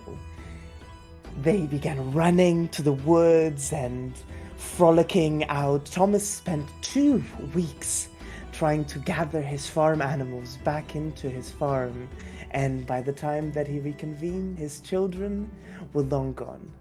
But don't worry, I made sure that they would leave a note so that Thomas wouldn't be left alone.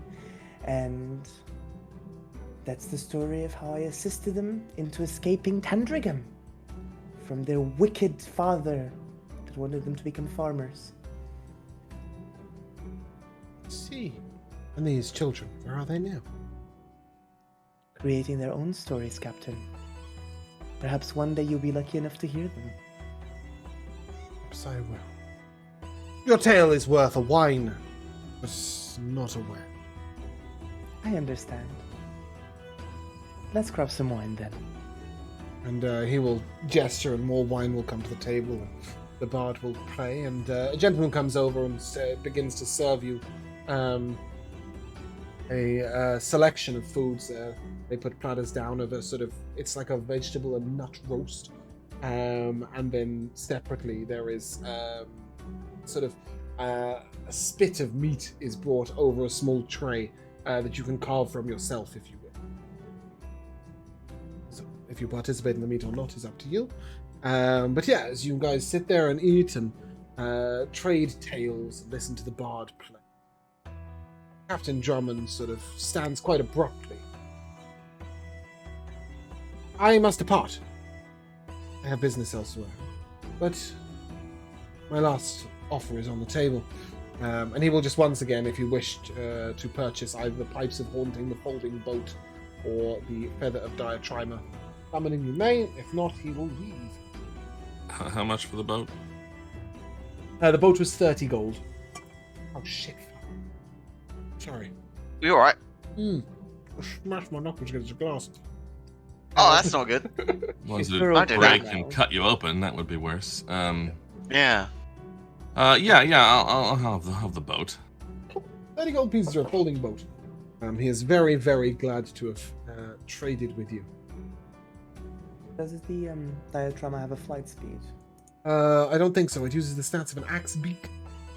Right, then Yeah, it's going to be a flightless bird, pretty sure. I'll pass on our trade. Cool. But with that, Captain Drummond seems to go over to the group of Earth Genasi and Fire Genasi you've just come in. He sort of swishes his serpent robe.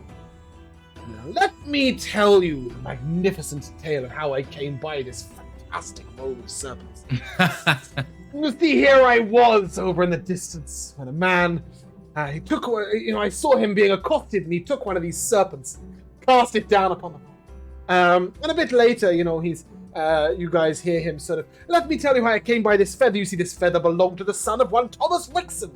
And he begins to retell your tales as his own as he sells his wares on a pirate of more than just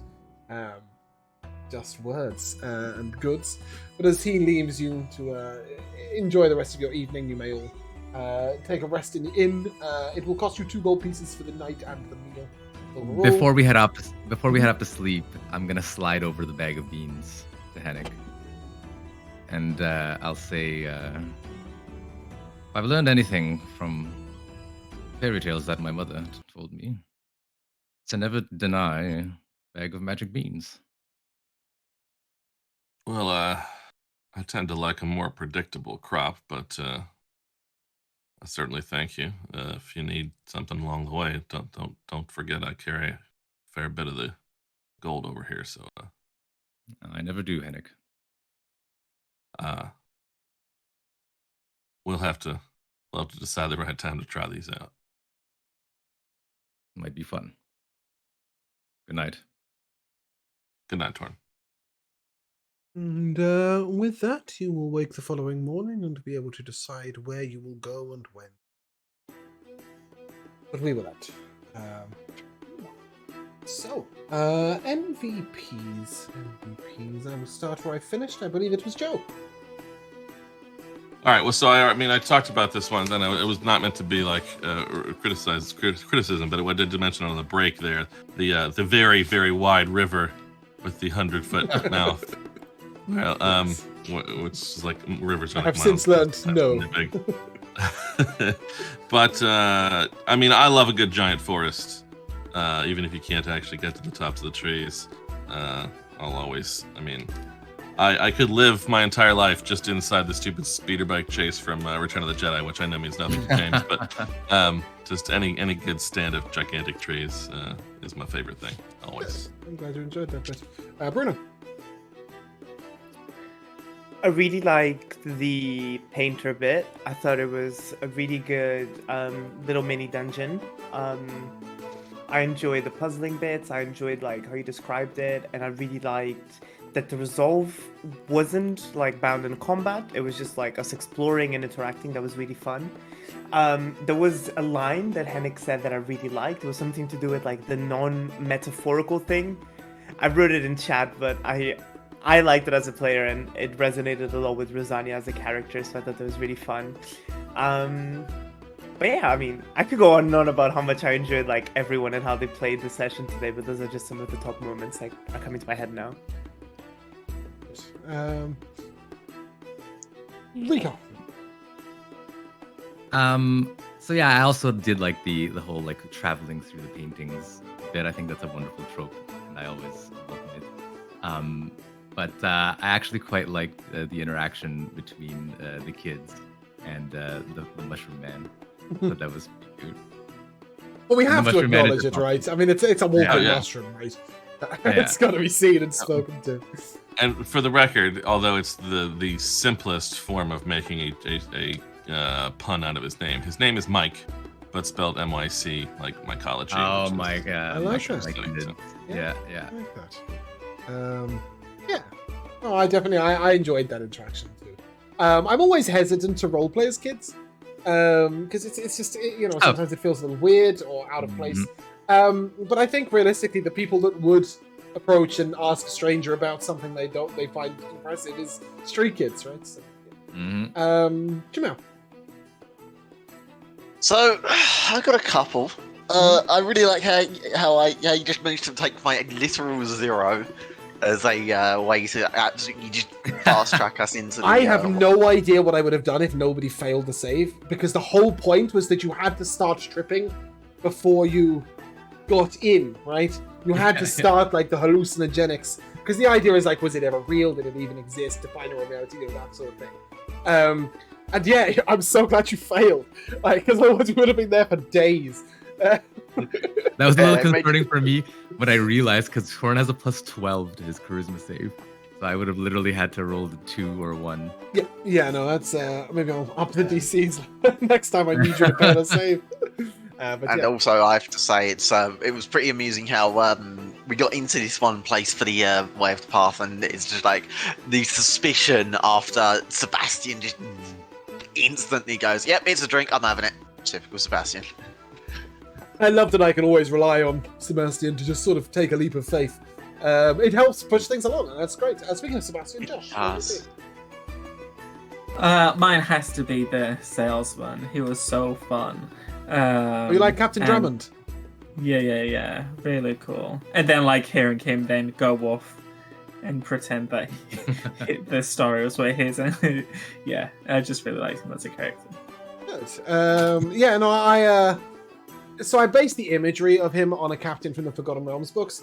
But in a game I played, I think it might have been Baldur's Gate, but I'm not sure. There's this guy who he pays you quite good prices for your wares quite early on in the game, and then you meet him like really far into the game, and he's selling your goods that you gave him, but like at 10 times the price, and you're just like, oh shit! So I always thought that was a really fun concept. So I was glad for that. Which is obviously he did sell you some goods at quite cheap prices, but the idea being that he's drumming up trade. So I'm glad you liked that. Good. I really liked how quickly you guys jumped to like painting the ceiling and painting the door and stuff. That's not an easy connection, I don't think, to suddenly make, but you guys did it really well. I think that you grabbed onto the colours quite quickly, so that was really fun. I like that you guys sometimes let me. It was very railroady, right? The dungeon only had one path through it until you got to paint your way out. But you guys are so invested and involved and accepting of those sort of travels and journeys. So I'm glad that you guys took joy from it, because I really, really enjoyed telling it of that dungeon. Yeah, a couple of MVPs. I really liked the Rico said something about battle scars when he scoring the tree, which I thought was Oh, really yeah, cool. yeah, Oh yeah, because I think Rosa was like shaking her head with disapproval of it, and Tora was like, "Well, battle scars never hurt anyone." It's like, Yeah, that was really cool. yeah. On the same thing of just like a cool way of texturing it. Bruno was saying, I can speak with animals, but to speak with plants, I need to take a long rest to realign my powers. That was really cool phrasing. I like that. My favorite bit was the silliness of Chiavo and, you know, the fact that we don't follow him. I also like, Jamal said, Thesis has been around a lot, which sort of, he's a book, he doesn't get around much at all. When Josh said, yes, I don't think I've ever seen Chiavo stand. And it was like, we were just like, what was this even, where was this going? The dude was standing at the time. May I say, in no means I wanted to, as a player, be like, oh, I don't want to do this. It was very much like, Rosania doesn't really know Chiavo that well. Yeah, So, but yeah, no it was one was only expecting to that. follow Chiavo into anything ever. And it was just like this beautiful imagery of you all being like, he's never stood before. He's never made a decision. He's never led the way. You know, you all just took it to such drastic levels of like, why is Chiavo taking the initiative? You know, and I thought that was really fun. But yeah, that is where we're going to end. We won't have a session next week, but we will be back with you the week after. So we look forward to seeing you on the 9th of April. But in the meantime, if you guys would like to say goodbye, Goodbye. Bye. we shall see you soon. Bye.